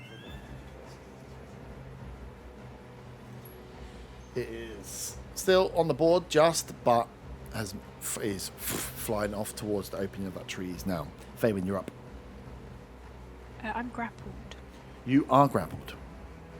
So So I just can't means your move, movement's right? 0. Like- Yeah. Okay, fine.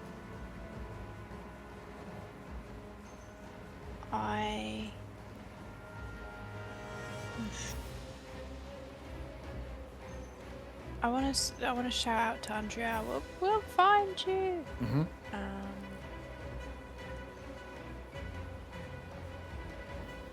There's not really much point me attacking the thing, is there, really? Because it's basically fucked off. Yeah. You have 4 still on the board. 1, 2, 3, 4. Yeah. They all look pretty healthy. I'll throw a chromatic orb at... Yep. Can you put your mic a bit closer to your mouth? I can't hear you. I'll throw a chromatic orb to just the one in the middle is fine. Not Yep. bothered which one. And I'll do cold. Nice.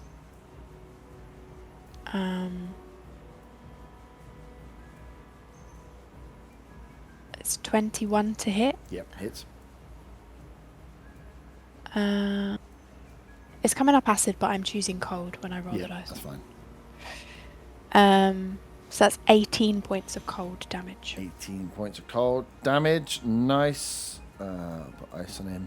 And then I think... no.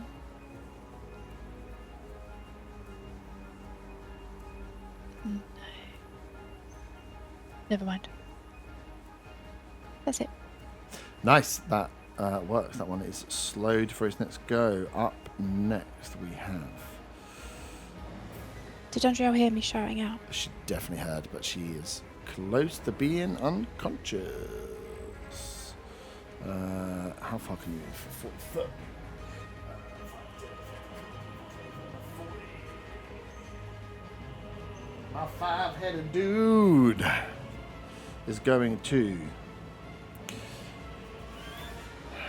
How's he going to fuck you up?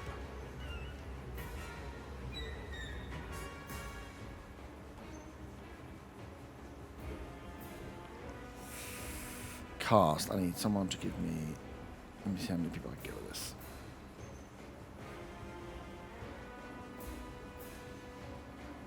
This monster's annoying because I didn't get all of the spells that I want to use. Reject a...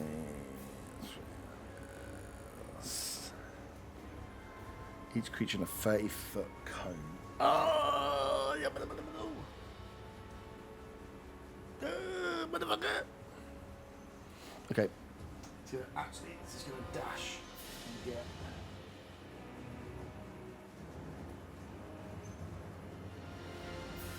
It's going to dash into the water and just get close to you. It's going to use its go just to dash to get close because it can't do anything this round. Next one up is the slowed one. It's just going to fire off arrows at Otter. Otter, sorry. Yeah, Otter, you're closest. Actually, no, sorry, it can move closer. 5, 10, 15. It's going to do a constrict attack against you. That is a 25. Against me? Yeah. Yeah. Can you give me athletics or acrobatics to get out of the... No, I rolled on that one. Cool. 24 points of damage. You are also grappled. And then... yeah, cool. That's what it's going to do. It's, you can't spit on its mate. Arta, you're up. Those two are stood next to each other, next to what we believe to be a healing plant. Within Yes. 20 foot of each other. The healing plant's here and here. This is Cool. an enemy. This is an enemy. I'm going to cast Ice Storm Ooh. in between all three, in like the middle point. Yep. That's a cool spell. which basically does what Von's did, but I think does more damage. Mm-hmm. In fact, did he cast Ice Storm? No. Yeah, I did cast Ice Storm. Yeah. Okay, it's the same thing I cast. Yeah, I was like, hold on. what's- The description and everything he said sounds the same. 20-foot radius. Yeah. Yeah. Yeah, cool. You get all three of them. Yep. Yeah. Cool. Can I have deck saves? 3 deck saves. What 1 for happens the plant if- and 2 for the monsters? What does it say? But is it every creature in that zone though? Yeah, each creature in the cylinder. Cool. So Otter and Faber will have to do it as well because they're grappled by those creatures. No. I'm not hitting them. Each creature in the cylinder, you said. Yeah, I'm not. I'm aiming further away. I'm aiming for the plant because I can definitely see. Yeah, but that they're through the grappled. gap. They're being held by this thing. Oh, wait, which? These two. So they're like on top of it. Yeah, they're like inside its coil. Okay, how's? I wasn't aiming for those two. I was aiming for the top two. We'll just aim for the top two then. Yeah, you can get the top two easy. And the plant. Can I get the plant as well? Yeah, you can get the Probably plant. not. Cool. Saves. Dex saves then, please. Dex. Yeah, I don't want to hit my allies because they're Yeah, already I was like, fucked up. I'm not healing them anymore. That will be a pass and a fail. I'll go roll a 19 and a nat one. Cool. So that is 2d8 bludgeoning. So 10 bludgeoning. Mm-hmm. Half to the one that succeeded. And when you cast a spell using a spell slot of 5th level or higher, the bludgeoning damage increases by... Oh, I need to do another d8. I thought I was going to do more. I didn't read the thing. That's another 4 bludgeoning, and then 4d6 cold. Which isn't bad, actually. 17 cold. Nice. I'm trying to play D&D here. Can you stop fighting? 17 cold. Nice. This dude at the back is looking uber fucked up. Stay where you are. Arthur. Yep. No, I'm going to hide behind Zaga. Nice. I'm going to use him as half cover. Just pick him up as a shield. Otter, you're up. Is grapples that one where you can't move at all? Yeah, it's the one that's your speed is 0. Is that Von next to me? Yeah. But he's 1 square away, technically. So he's within 10 feet of me. Yeah. Balls. I'm just going to cast Blink then. And then my turn for a roll for that. 15, so I blink out. Nice. So you are on the ethereal plane. Yes. Okay. And I can see him on the Bond ethereal can still plane. see You can see you. him. You can see that whilst he was grappled. He is now. No, grappled. That was pretty pony. Well, I wanted to thunder step out of it, but I'd get Von as well. So. I thought you stood next Can to I each can I wave to him as a free Yeah. action Hello. while he's in the ethereal plane? other.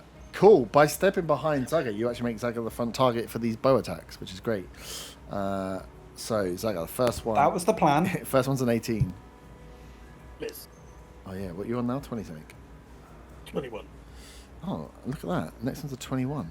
No, next one's a next one's a 24. I don't know if I still have my reaction. You haven't been this round. You do, yeah? 'Cause you're top of the round. Oh, yeah, then I'll cutting words. Yeah. D10. Where's my fucking D10? The last one's gonna miss as well. So That was a 4. What did you roll? 24. Miss. Yeah, and the last one I rolled a 2 on a dice. So all 3 bow attacks from distance actually get closer to hitting Arthur than they do to hitting you, as he's behind. But that is that creature's here. Actually, he's already moved. This dude gets his shit back, but you are in the ethereal, which is annoying.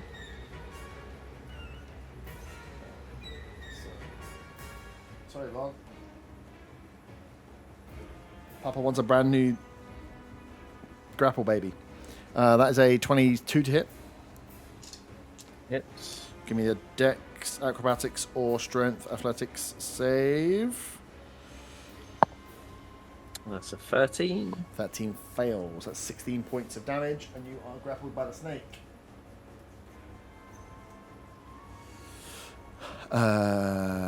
Sorry, after two of those goes, the serpent will have flown again, which puts him 150 foot away. Yeah, Anju was gone. Yeah. Yeah, we don't care. Like, Exactly, you're you up. make it sound as though she's important to the story. We're not bothered. Okay. The one that's she's back grappling for Von and the one that's grappling Faywin, how close are they? To each other, 20 feet. So, a chain lightning on the one that's grappling Von should, in theory, hit all four of them. Yeah. 5, 10, 15. Yeah, yeah. Let's see if they're feeling dexier. I'm going to cast it at level 7. They all should be feeling Dexy. Right, I'm going to do the one that's got shit dex first. Which was a 10. What's the thing? 19. 19. Von and the one on Faywin. One fail. One's going to be a pass because one's got a 22. And then the last one, I rolled a 2. I rolled a 1 and a 2. The one holding Faywin passes, the rest of them all fail. 48 points of lightning damage, half for the one with Faywin. He's dead. 48. 48. And then 24 for one of them. Annoyingly, there's no extra damage when you level up that spell. It's an extra bolt instead. And then 48. Nice. Big damage. Okay. All the... one snaky dude dies. The other two are bloodied. The other guy is not bloodied, but took a big hit there. I will do another inspiration. Yep. Faywin can have the inspiration dice. Faywin's got Bardic Inspiration. As Von, and then Faywin, you two are up. So I'm grappled at the moment. You are both grappled, yeah. Okay.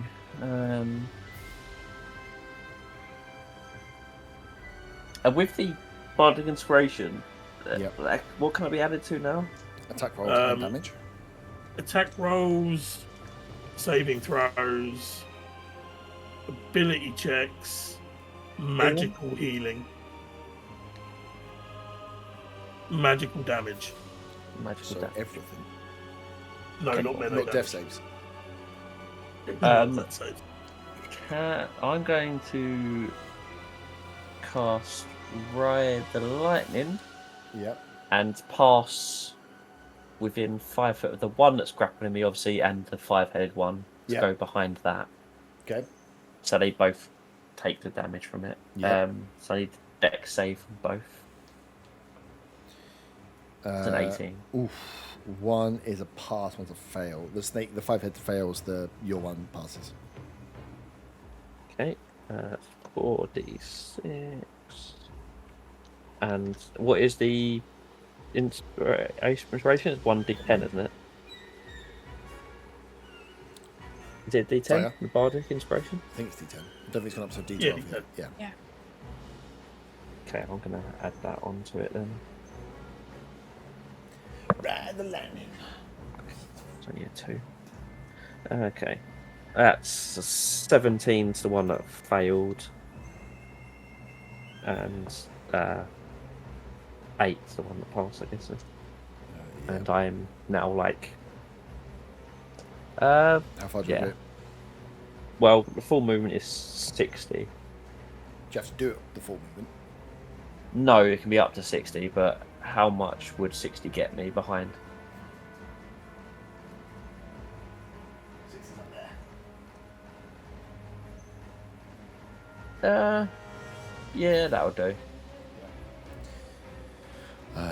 Faven. Hello. Can I please attack the 5-headed thing? Yep. Thing. That abomination. Yeah. I'm gonna add my inspiration to the hit one because if I'm using sharpshooter, can I add the inspiration and then do sharpshooter on it? Yeah. Because I need to -5. Okay. Yeah. Never mind. I rolled a 1. Ooh, that's not gonna be worth it. You don't have to use the inspiration though, because you choose to do No, that. yeah, after you can roll. choose after you've rolled the first dice. Yeah. Oh, okay. So I missed the first one then Yeah. because I rolled a 19. Are you fucking kidding me? On the second one, On the first one, I rolled a 19. I thought you rolled a 1. Does that hit? No. That was I did the inspiration roll and that was a 1. Oh, I thought you rolled But to hit, it was a 19. Yeah, 19 hits. Okay, cool. So that's 13 points of damage. Mm-hmm. And then I'll add my inspiration to that one then. Mm-hmm. So that'll be a 1. Woohoo! And then the second one, I only rolled a 13 to hit. Misses. Nice. That guy is. Do I get to like do a saving throw to try and get out of Yes, this save for grapple? to get out or of is the that- grapple. Yeah, another acrobatics. 23. Yeah. You wiggle your way out of the clutches of this creature. I know that he probably doesn't speak it in, but in deep speech, can I call him a wanker? Yeah. Fully. If you. Not slag. No. The slag thing needs to stop. We run it into the ground. You really have in one session. Awful. The 5-headed dude's going to sliver around. He didn't take any ice damage since the next go, did he? No. So he's going to sliver around and in a cone cast fear. I have my reaction back, so I'm going to counter spell that.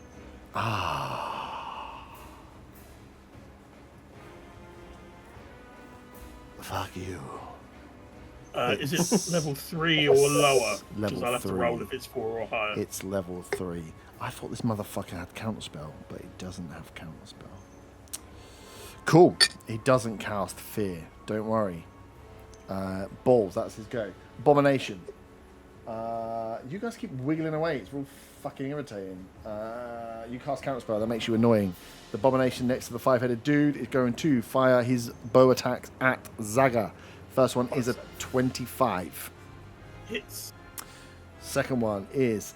and that one. Third one is a 26. Hits. Ouch. No reaction there. Yeah, boy. I know it. So you take 10 piercing plus 1 poison on the first. So 11 in total. And then 9 piercing plus 3 poison. And then Arthur, you're up. You were just thinking about the worst thing you could ever think of, and then it disappeared. I'm going to move close in the middle of all of them. Nice. And then I'm just going to cast sleep. No, wait, that's what I want to do. You can kill him in your I'm going to Wait, cast is it? Destructive Wave. Can I have con saves from all 3, please? And again, that is selective creatures. That is. It's, yeah. Each creature you choose, so I choose the enemy. Nice. Con saves. Yeah. Don't even get good con. No. Sweet. Okay, 5-headed dude rolled a 14. Fail. One in front of you got a dirty 20, and the other one rolled a nat 1. Fail.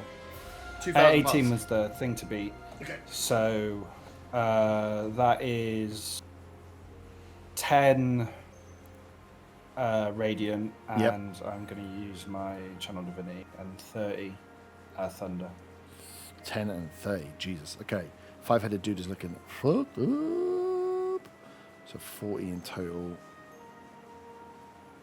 40. Oh. Nice.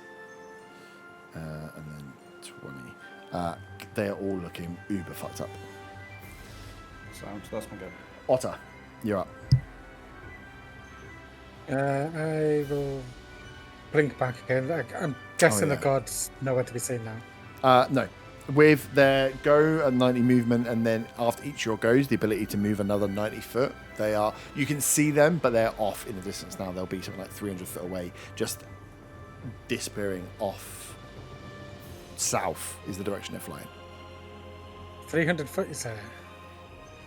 So But- theoretically, I could dimension onto its back.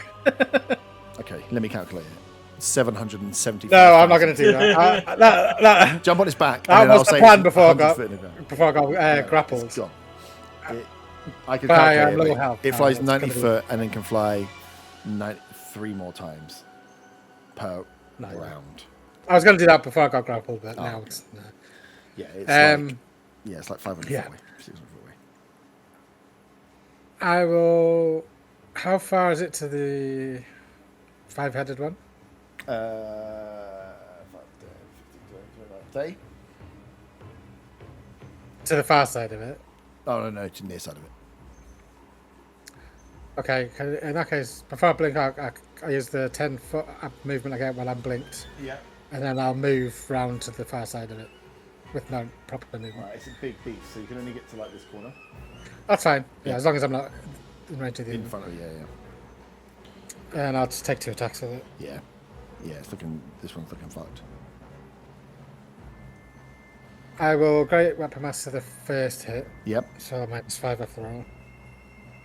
So was it? Well, I rolled a nat 1, so no. That's a miss. And then the second one would be a 19 to Yeah, hit. 19 hits. These guys are a bit easier to hit.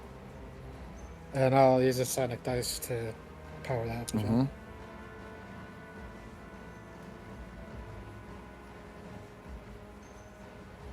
So that would be... Oh, that's a bad roll on the piercing one. 8 piercing. 7 psychic. And strength saving throw to see if it gets prone. Oh, that's quite good. No, That'll be 18. 19. So 17 on fails. dice +2. Cool. It is very, Now very roll. weak, but still up. Blinking. And I don't blink out. Did you take 1 attack? Oh, you missed the first one, didn't you? I roll. Yeah, I missed the first one. Yeah. Cool. This abomination is looking weak. I will take my bonus action to short rest though. Not short rest. Short rest? Second wind. That's not really how it works. So you can do a D12 and a D12. I think this boy is going to. You've got away from him. He's going to back up a bit and just fire Hail Mary style at Faywin. The 3 bow attacks. First one is a 26. Yep. Fuck. Second one is a 23. Yep. And the third one's a 24. Yep. That was good rolls all round. So you take 12 points of piercing, 12 points of poison in the first one. Yep. The second one is 11 points of piercing, 8 points of poison. Yep. And the third one is 15 points of piercing, 7 points of poison. Great.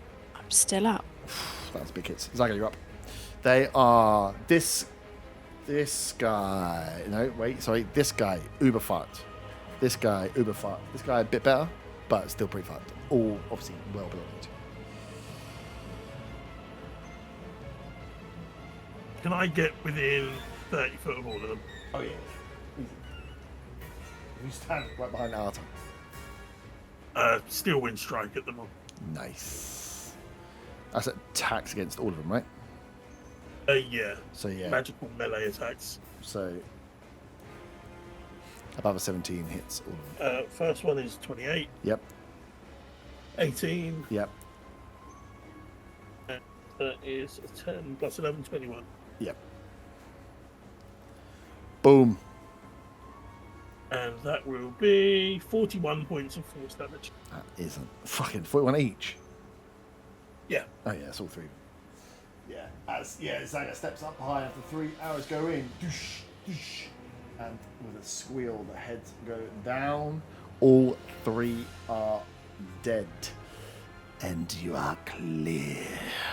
Serpent God is What about the twigs? flying off into the distance as you see these creatures fall and slump and start to decompose quite quickly as their bodies lie. But yeah, as you look off flying south, Fabian, very quickly, Hunter's Mark. Can you read Hunter's Mark to me? How long does it last for? Yep. Well, it's concentration, so I haven't done a con save. Oh, okay. Because I just wasn't using it because he ran off. Yeah, it's fine, but read what it does anyway.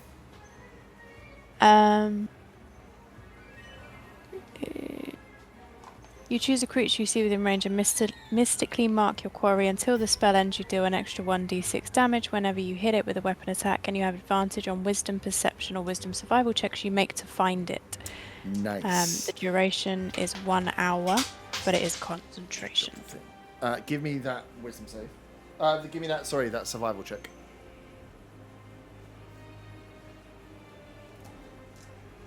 Oh my god, I only rolled a 7. 7. Okay. It's flying south from where you are. Yeah, with a 7, I can't give you much more. We've already pushed the limits of concentration. Taken Andrew to its boyfriend, effectively.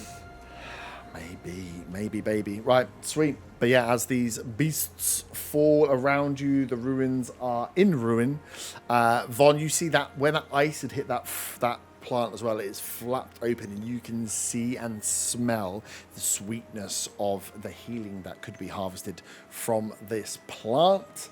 And the rest of you, the rest of you then see that, these bodies start to decompose as they are spawned out of this rock and are now, whatever magic was used to create them is starting to rot away. But we can pick up the bodies and everything else next time because I know it's late.